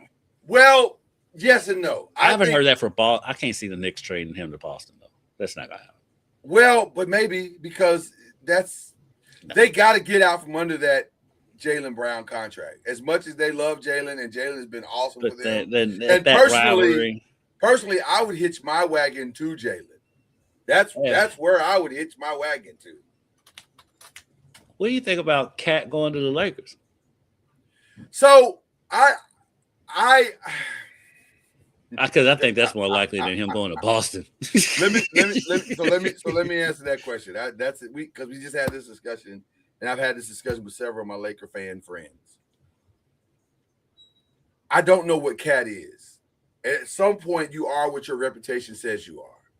And I'm starting to think that there's something fundamentally off with Cat. Because it seems like every time he's with the team for an extended period of time and other stars join that team, that's when it becomes a problem. He was fine in Minnesota when he was the man. But once Anthony got there, or once Jimmy's there, now there's problems. Well, he was with Jimmy. Jimmy's been a problem everywhere he's been. Agreed. But I'm saying him and Jaylen ain't getting along. So is that true? I don't know. Is that true? Well, listen, if you believe what's being reported, there's some, as it's stated, internal conflicts, whatever that means, and he's not a fan of Mike Brown. So Mike Brown is whatever. I don't know what the heck is going on. Apparently, Cat felt the way about him the hugging most on Knicks thing. Draymond Green the other day. Like this. So he coached Draymond. Right. I don't understand. Well, at the same time, though, Cat and Draymond got into it in that game. Right, but they wasn't getting into it like they was throwing punches. Like, calm down. It wasn't that serious. It was normal. As a matter of fact, Draymond came on after and was praising Cat after the game. Right. So it wasn't that serious. I don't understand what the big deal is. But there's something that's not right with the Knicks right now. And one of the things that seems to be happening with the Lakers is that they're finally starting to get some team chemistry and culture, and you don't want to muck up that culture. So I forgot to throw the Nuggets in there as teams that the Lakers aren't beating in a series too. Yeah, exactly. So I don't know. I don't know what to do. What would you do? What would you do with that situation? With the Knicks? Yeah, with Cat going to the Lakers. If I'm the Knicks, I ride it out with Cat. They get over it. Y'all go on a shopping spree in Manhattan or something, whatever. Y'all figure that out because this is the best Knicks team we've seen since Ewing was there. Yeah. You ride that, you figure it out. Y'all grown men, y'all figure this out. Because you're not going to get, especially this season, they have all of that going on, and they're still in third place, a game and a half out of second in the conference. And it's not been good the last 10 games, but that doesn't mean it can't turn around. But they won by 100 last night. Right. Right. So and you're not far off from. You're not far off. You're right there. You're right there. Opened up for you this season that you ride it. Y'all figure that out. I'm not trading Cat. I agree. I agree. Just I wouldn't do anything. Y'all bickering. Every team bickers. I mean, you think the Bulls got along? No. You look at Mike and Scotty act now. Right. Clearly, they didn't get along. Obviously, Scotty's a crazy person. So let's go through some of these names. I think Kuminga should pack. I think that's over. Kuminga's gone. Yeah. I think Ja is gone because I just don't see how you walk this back. I think he stays. I think Memphis is too scared to get rid of their first big star. Initially, I thought Zion was going to stay because I don't think anybody wants him. Well, I just heard that the Wizards do. What are the Wizards doing? Well, they might hire Belichick. We think we can win. Hey, sports is sport. What difference does it make? He's a leader of men. He's a leader of men. I could see that. I could see Zion actually going to team up with Trey. 100%. I can see that. I can see that. But more so than seeing that the Wizards do that, I think for what Joe Dumars is trying to build there, I think you got to get that dude out of the building. I think you got to get him out of the building. And I think you got to get Jordan Poole out of the building. Or you got to get one, and it's not room for the two of them. Right. Get the tomfoolery out of the building. and because you got 4 solid young players. Yeah. Let them build what they're building. Yeah, because Trey Murphy, low-key, is really, really good. Yeah, I don't understand the Herb Jones conversation at all. No, I love Herb Jones. Yeah, I do too. I love Herb Jones. If you want to give us to the Lakers, we'll take him right now. Him or Trey Murphy. Yeah. Yeah, or Trey Murphy. We'll put him in a hat. You choose for us. Yeah. We'll take them both. So, but Zion, I think now, the other team, I don't understand why they're waiting on what Giannis does. Because I don't think Milwaukee wants any of those parts. Maybe Kyrie, maybe Kyrie. Cooper Flag. You'd have to do Cooper Flag and Kyrie for them to give up Giannis or whatever Dallas has. I'll just say this. I think Dallas needs to have a full-on fire sale, put them players on the front line of American Airlines Center, and sell. Because it does not make sense to hold on to any of those players. Cooper Flag is playing fantastic. He's having the rookie season that you want him to have, where he's learning, he's understanding the game. It's slowing down for him quickly, which is amazing. He's the pick that you thought you were getting. Yeah. He's your Luka replacement. So now that you have your Luka replacement, start building around your Luka replacement. Real pieces around your Luka replacement. And by the way, if you go ahead and tank this year and get a top 5 pick, You could end up with either a great point guard in Mikael Brown, or you could end up with a great complementary player with the young man from North Carolina, or Nasty, or a myriad of other players that are playing great in college basketball right now. So it does not make sense to keep mucking around with any of this. God bless Kyrie. Thank you for your service, but you got to go. But you know what? You know what though? Yeah. It might be ideal. It's probably a good idea for them just to stand pat because you're gonna get a good draft pick. They're gonna finish they'll finish in the lottery. Where they're at? Where are they at right now? Yeah, but I don't want to keep paying the money. I don't want to keep paying the money. Dallas is gonna finish in the lottery. Yeah, so, they are, but I don't want to keep paying the money. Why I gotta keep paying AD? Well, this is what I'm saying. That's your piece to move up and get 2 picks in the draft. That's why you stand pat. You talk about in the summer? Yes. I get those picks right now? Why are we waiting? Nobody's gonna trade for AD right now. They might. AD's not playing the rest of the season. There's a sucker born every minute. It's true. The Wizards are there. The Wizards are trying to get Zion. But in all likelihood, even if AD is your trade, I think you keep Kyrie. I mean, AD is your trade. I keep hearing that, but I don't. For what? Going to get because Kyrie is Kyrie. Kyrie is still that man. That's a hell of a backcourt with Kyrie and Cooper Flag. You're gonna get a solid rookie in the draft this year. I can't hear you. Kyrie is 33. I muted so I can get this in. Kyrie's 33. Okay. Coming off an ACL. And he's also a smaller guard to where him coming back is going to be easier on him than it is on a bigger player. I love Kyrie. Let me be very clear about what I'm about to say. I love Kyrie. I think Kyrie is one of the most amazing guards in the history of NBA basketball. I don't know if I want to pay that much to a 33-year-old guard. And also, isn't he already under contract? You don't think he is. But what I would love to see Kyrie be able to do at 33, I love to see him go compete somewhere one last time. We're not going to compete for a title anytime soon. By the time we get ready to compete for a title, Kyrie might be 38. But if you're Kyrie, you leave that decision up to Kyrie. I know he loves Dallas. He loves Dallas. They love him. He's totally turned his reputation around in Dallas. You gotta love that. Love that. So I really do. And I think he grew up a lot in Dallas. He did. And so that's another reason why I'm like, they're not gonna let Kyrie. I don't think Kyrie's gonna ever leave Dallas, if I'm being honest with you. I'm talking about from a lifestyle perspective. I think he's staying. Oh yeah, he'll retire. Even if he plays with another team, he'll probably retire in Dallas. He'll retire in Dallas. Yeah. Stay in Dallas. Seems like a virtual lock now. Pack your bags, Michael Porter Jr. He's gonna end up on somebody's contender. He's gonna be on nowhere yet.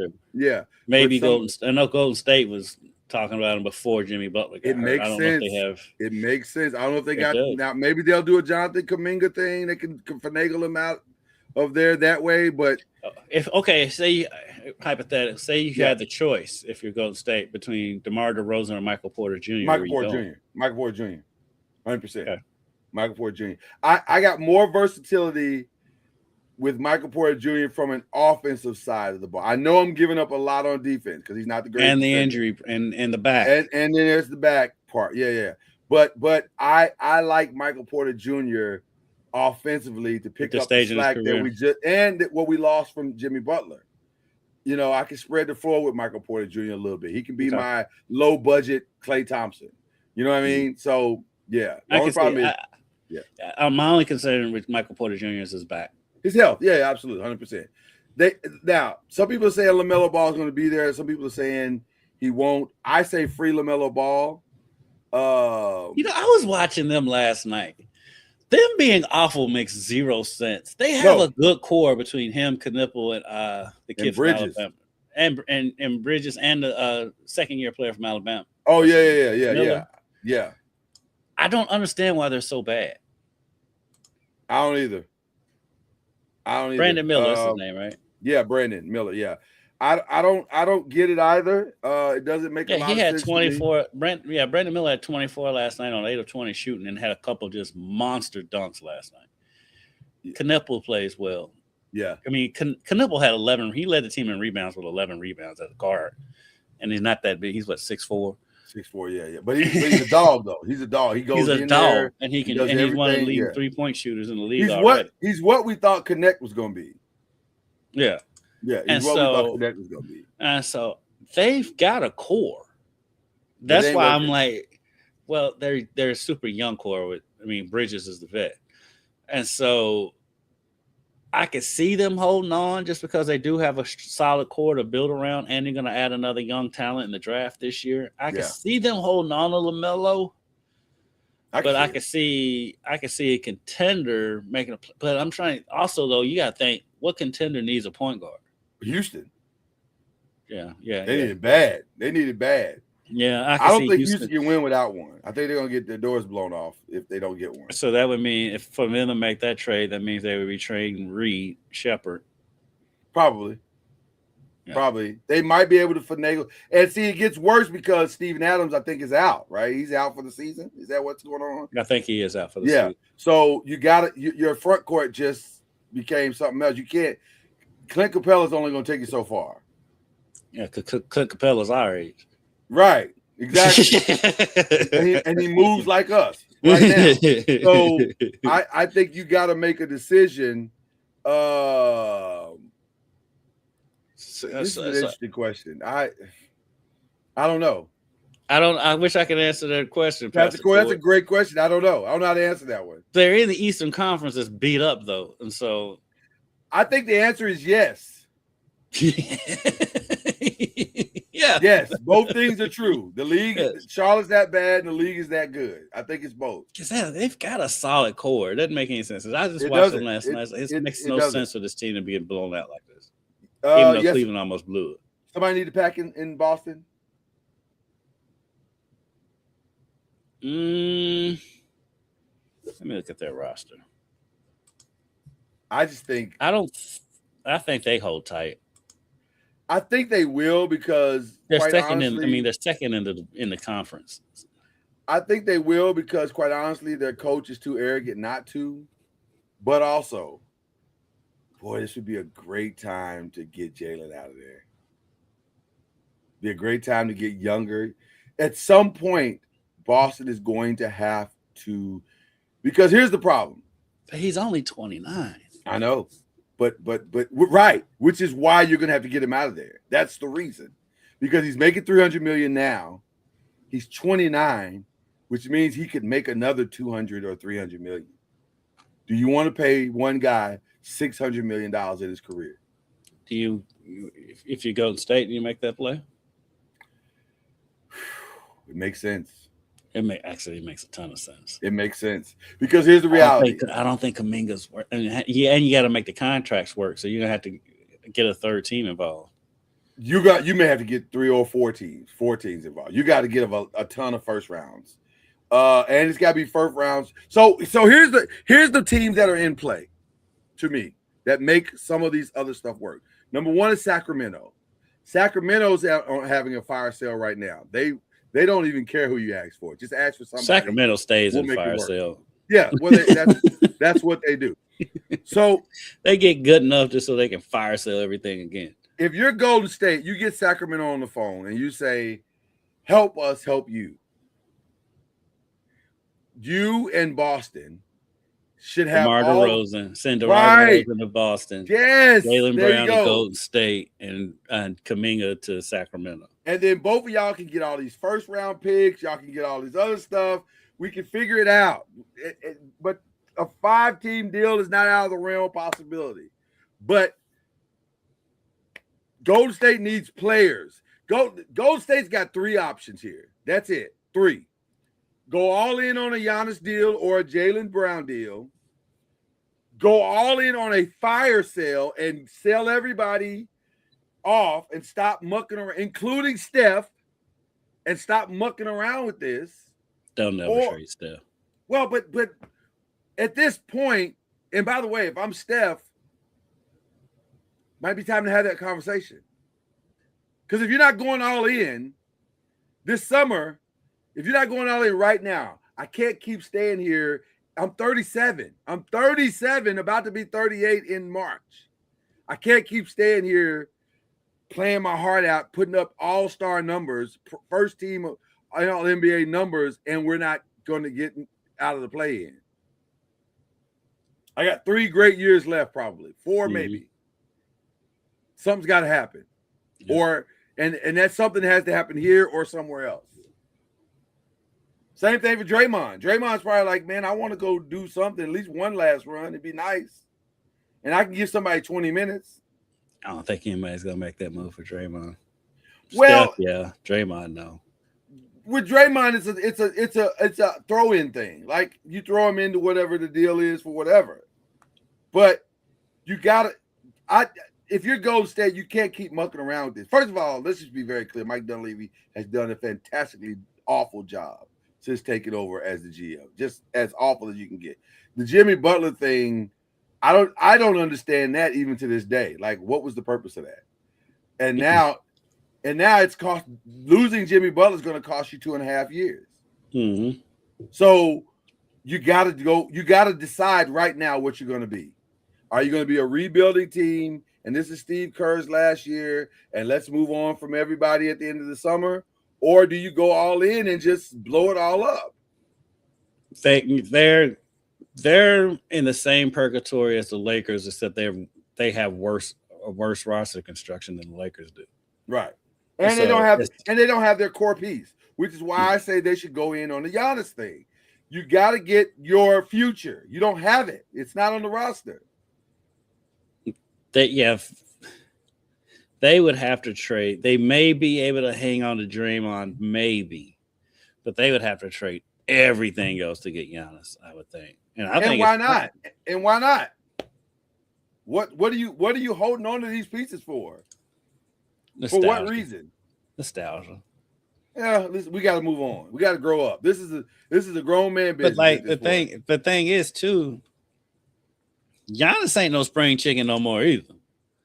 Giannis is 31. Well, I mean, you ain't getting that much younger. You're not. But here's the thing. I can buy myself a little more time. I can compete, and also you can build I can build around Giannis. I can build my future and go get another player to pair with Giannis faster than I can somebody to pair with a 38-year-old Steph Curry. Steph, Giannis, and Draymond. And others. I don't know if that wins a title, but it makes it interesting. It makes it interesting. I don't think that's the title winning. Yeah, I don't know if it's a title winning team, but I know it makes it interesting. I don't know if I want to go there if I'm Giannis. I don't know. If you like Steph, maybe. Yeah, but I don't think he's going to win. Maybe. I don't know. It depends on. What teams need to be doing is picking apart the Thunder, just taking stuff off of them. Just take stuff. Well, but the Thunder are so well constructed. I know. You got to start taking their pieces and hoping. The Thunder is going to be willing to sell off some of their pieces soon because they got all these draft picks. So they're going to start selling. Some of these pieces ain't going to be there forever. I agree. Let's talk about a couple of other pieces that are just on fringe, like Lauri Markkanen. There seems to be a growing Lauri Markkanen. What is Utah doing? I don't know. I'd have been there sold off Lauri Markkanen. Yeah, well, I don't understand how they haven't been able to build. Well, nobody wants to live in Utah. That's they can't get free agents. No disrespect to Utah, but I mean it's the same boat. No, it's the reality. It's the same boat Memphis is in, same boat Milwaukee's in, Washington. You know, Washington should be. Washington doesn't make any sense. People want to live in Washington. Yeah, so I don't get why they can't build a franchise there. It never made sense. Franchise horrible management. Horrible management. Yeah. Darius, but I would take a lot. I mean, if I was a contender, I would really look into Lauri Markkanen. I've been wanting the Lakers to get Lauri Markkanen forever. Mm-hmm. I think he also is a perfect partner. Could be a perfect partner for Luka Doncic. Something like that could work very, very well. Because he is more of a number 2 than a number 1 option. He's very much a number 2. He reminds me of a mid-tier, a Camry, Toyota Camry, Kevin Love. He's more acting though. He's more athletic than Kevin Love was though. Yeah, but Kevin was a monster on the boards. You remember Minnesota Kevin Love was insane. Yeah. Like you like, oh my God, this guy's incredible. It was like when he went to Cleveland, you're like, oh, you're just okay. By the time he went to Cleveland, though, he had some wear and tear on that body too. A little bit. It's hard to carry a franchise. Feels like they're done with Darius Garland. They're just trying to figure out what to do with him in Cleveland. Yeah. So call the Wizards. Yeah, call the Wizards. When in doubt. Call the Washington. Same thing for Jeremy Grant. Jeremy Grant could be a substantive piece for somebody. He always is. Yeah. He just bounces around. He's played every role there is in the league. Number 1 option to number 5. He's done it all. Yeah. And then finally, Nikola Vucevic in Chicago. Chicago had that 2 weeks where they were like, oh, man, they might be all right. Hey, they started out the season on fire. It was like, nah. Then they went back to being Chicago. Yeah. It came back down real fast. Now, they're technically in the 9th spot, so, they're in the play-in, technically, Man, Milwaukee. Purgatory. What is Milwaukee doing? Okay. So that's it as far as the NBA. I don't know what's going to happen. It feels like something and nothing could both happen all at the same time. Right. Like I said, everything is just hanging on Giannis. Giannis has control of the whole league right now. Wow, isn't it crazy? One guy. That's wild. One guy has a. All right. Let's get to the rest of the stuff. The biggest thing I alluded to earlier today is that this is Oscar nomination day. And let's start with the biggest snub right off the top. The Rock did not get the Oscar nomination for The Smashing Machine. I saw The Smashing Machine. My thoughts were he was very, very good. In fact, he was by far the best thing about the movie. But also, I heard the movie wasn't that good, though. I was going to say, but also, I understand why he didn't get the nomination. I think he rose above what essentially was just an okay movie. It was just an okay movie. But the big news coming out of this is Sinners breaks the record for nominations with 16 nominations. Have you seen Sinners? I still haven't seen it. You got to see Sinners, my brother. You got to see it. Listen, I'm not a horror guy either. I've never been a horror guy. It's not my thing.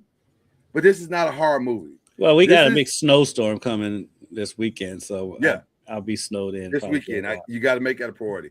Watch that, and also watch another movie that got a lot of nominations, One Battle After Another. Both great movies.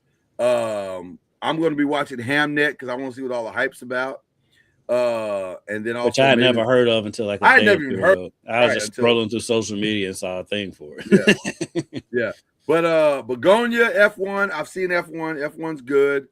I thought F1 came out like a couple of years ago. No, it came out last year. It was last year. Okay. Yeah. Okay. It seems like it's been longer, but it's last year. Frankenstein, Hamnet, Marty Supreme. I do want to see Marty Supreme. I don't know where to watch it yet. The Secret Agent, Sentimental Values, Sinners, and Train Dreams were the best picture noms. Michael B. Jordan got the best actor nom, along with Timothée Chalamet, Leonardo DiCaprio, Ethan Hawke, Wagner Moura, who actually won the Golden Globe, which is interesting because or was it somebody else that got that? I can't remember who won that, but yes, Michael B. Jordan seems to be the leader in the clubhouse on that best actor. We'll see. Best actress, Jessie Buckley, Hamnet. There's a movie called If I Had Legs, I'd Kick You. Rose Byrne. I saw that the other day. I just saw the title and cracked up. I didn't know that's a great title. Yeah, I don't know if it's a good movie, but it's a great title. I think they made fun of that title on Levitar one day too. Yeah. Best supporting actor. Shout out to the great Delroy Lindo, who got the nod for best supporting actor in Sinners. Love me some Delroy Lindo. Have always loved Delroy Lindo. Yes. All the way back to Crooklyn and before. One of the more underrated actors. One of the more underrated dudes. Yeah, he's amazing.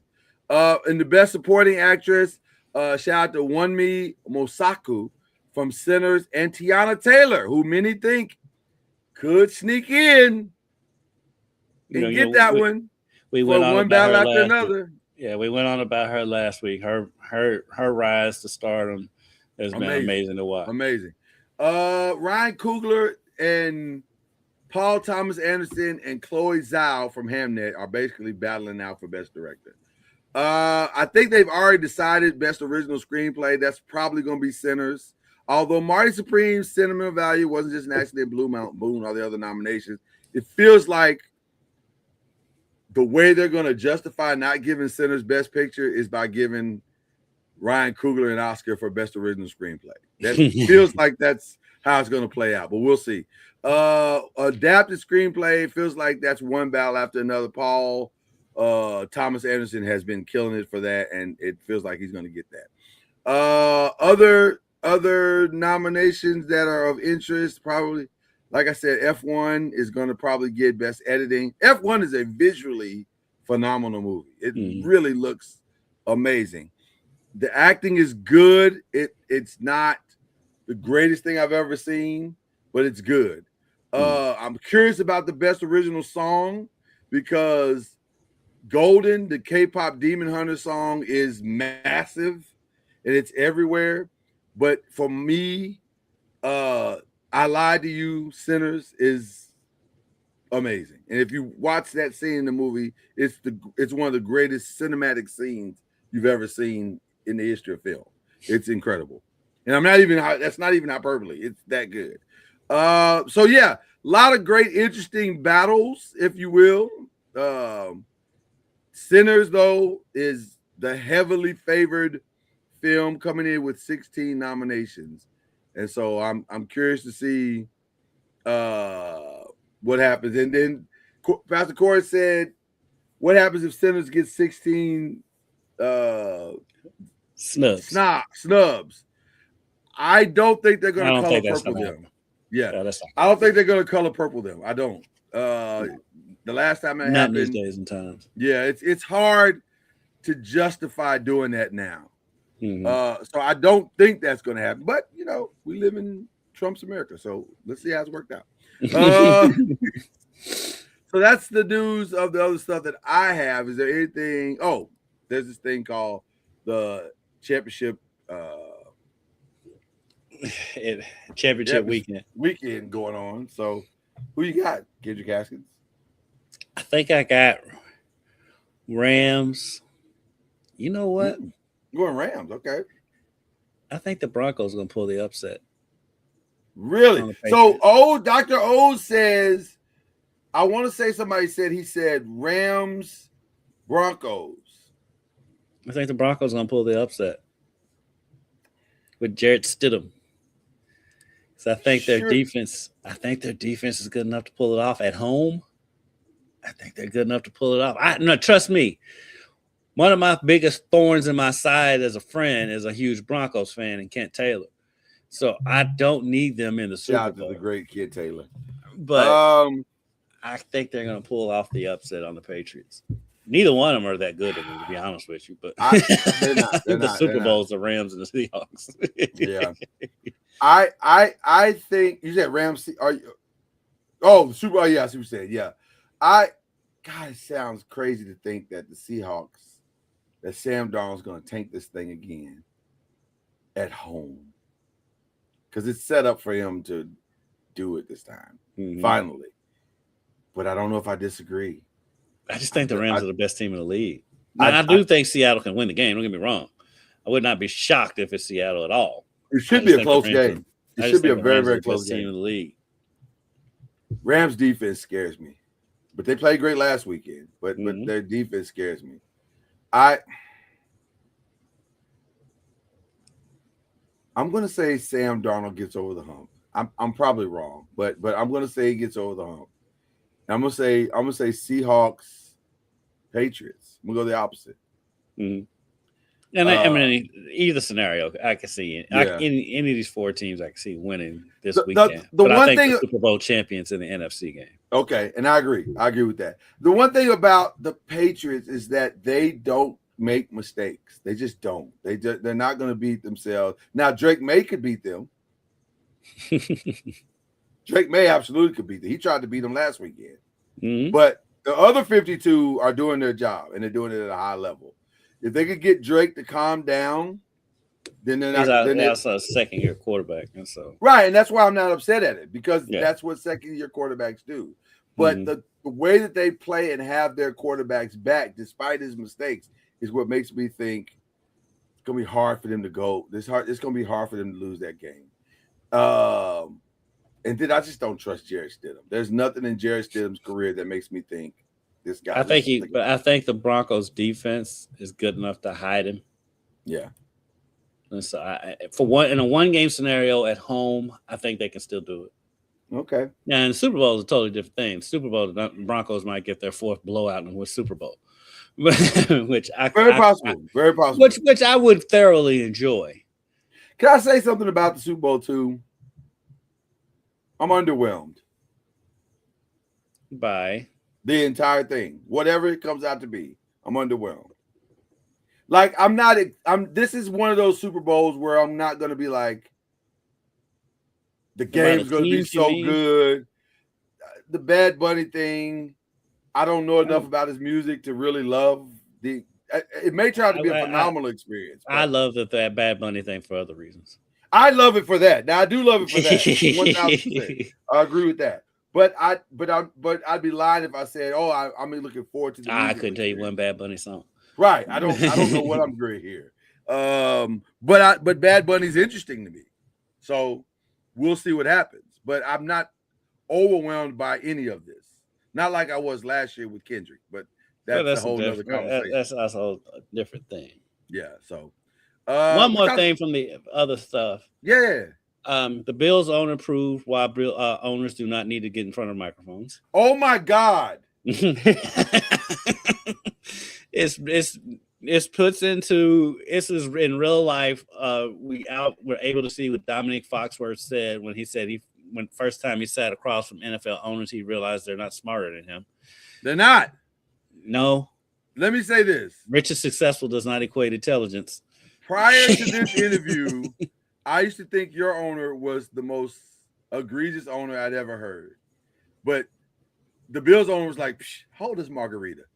I'm starting to think that all the owners are like Jerry Jones. Just Jerry Jones likes the camera. He was so bad, like beyond. And Scotty was bad too, but he was funny. Scotty was funny, right? He was hilarious. So I was like, I can tolerate this Bills owner. Oh my God! Need not ever get in front of a microphone again. It's like it was like watching a train wreck that you can't take your eyes off of. Because here's the problem. It's not even a train wreck for real. It's just a train that could stop but won't. Yeah, and matter of fact, he wrecks it, then backs up, and then wrecks into another train. It was like, I don't think it's wrecked enough. Let's see. And by the way, Keon Coleman, like, fam, you got to stop. You got to stop, yo.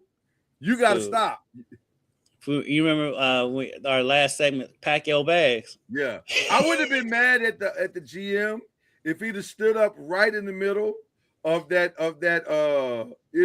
press conference and straight Dave Chappelle show smacked him in the face. Like, just the thing was he was doing all the stupid stuff he was saying was to protect him, so he wasn't gonna say anything. But that's what made it so bad, because every time you protected him, you made it 15 times worse.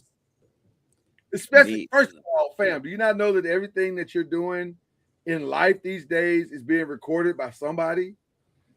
It took the internet all of 2 hours to find all of the video of the Brandon Beane saying, "I really like Keon Coleman, and he ran a 4.5 at the combine." He was literally at the combine bragging about it.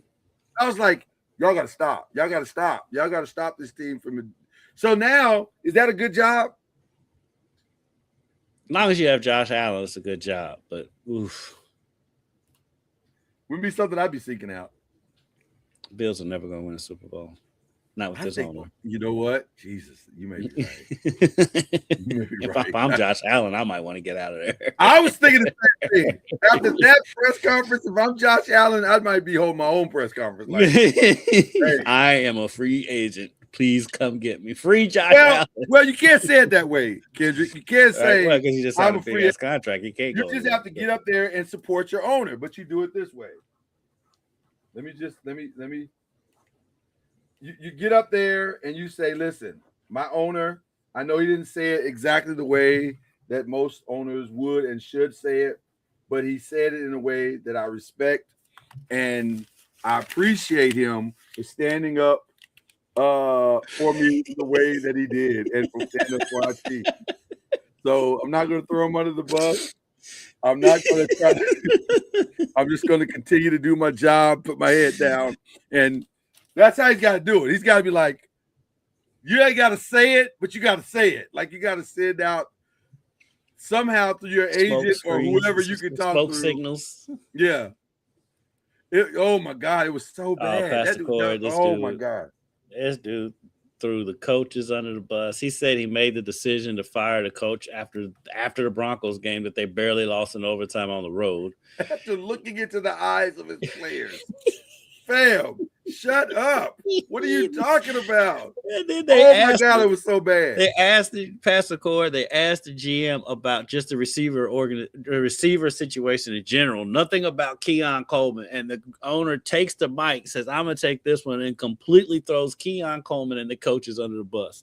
And the GM, because he said the GM didn't want him. Yeah. And there's video evidence of the GM saying, we want kids. Matter of fact, the second one was worse because the second one was done by the Bills organization. They literally had him in a room sitting there saying the night before the draft, I thought to myself, it's Keon Coleman and nobody else. Fam, what are y'all doing? Like, it was bad. Dominique Foxworth was right. Dominique Foxworth was right. These owners are not smart. They're not smarter. They are not smarter. So, wow, it was bad. Okay, we covered Drewski last week, right? That's over. Okay. Then I don't know what else to cover. I think we've covered pretty much everything. Yeah, I think we're good. We are totally on top of it as a dual podcast unit. So there you go. So let's do these shout outs. Who we shouting out? Well, my shout out's the obvious one, IU football. Oh man. I want to shout out you to that same degree because you are clearly local team good luck charm. You tend to show up at these things and the team does phenomenal. They have like legendary games. I've watched Kentucky lose in the Final Four twice. They lost to UConn. They lost to UConn twice. Right. They lost to UConn twice. They lost them in the championship. Actually, I saw them lose 3 times in the Final Four. Wisconsin and UConn twice. Yeah, but you were there when they won the one time they did win. And I was there for Louisville's title. Yeah, and then you were there for Indiana. Yep. So you've gotten the trifecta in your career. You've gotten the trifecta. I've gotten the UK, U of L, and IU championship in my career. Never in a million years, I think one of those trifectas would be football for any of the Indiana one. Nobody saw that coming. Nobody saw that coming. By the way, if you're Louisville, you got to feel like we got to stop letting these things slip through our fingers. We have to stop letting this thing slip. They've already and then like 2 of the biggest recruits out of Louisville have already committed to IU. Who committed to IU? Jahide Brown, receiver out of Cal, and Garyon Trainer. Garyon, it's not his last name. It's not Trainer.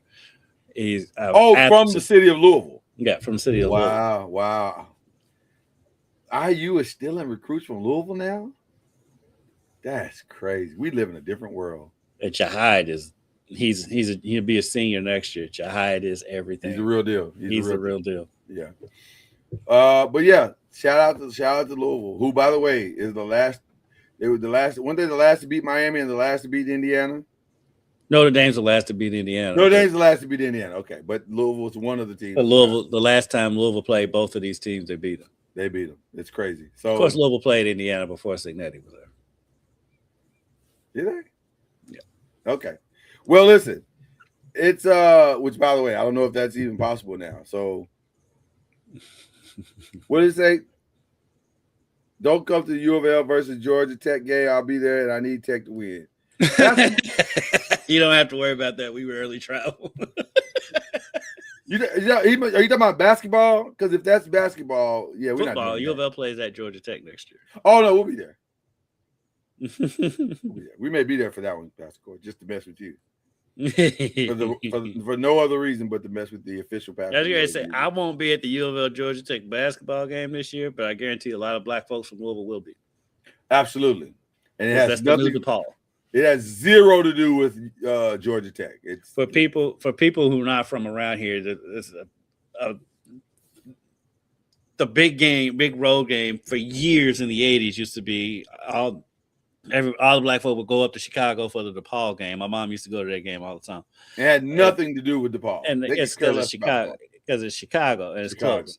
Exactly. And now Georgia Tech has replaced DePaul as that game. That it's a big West End contingent to get buses, and they go to that game.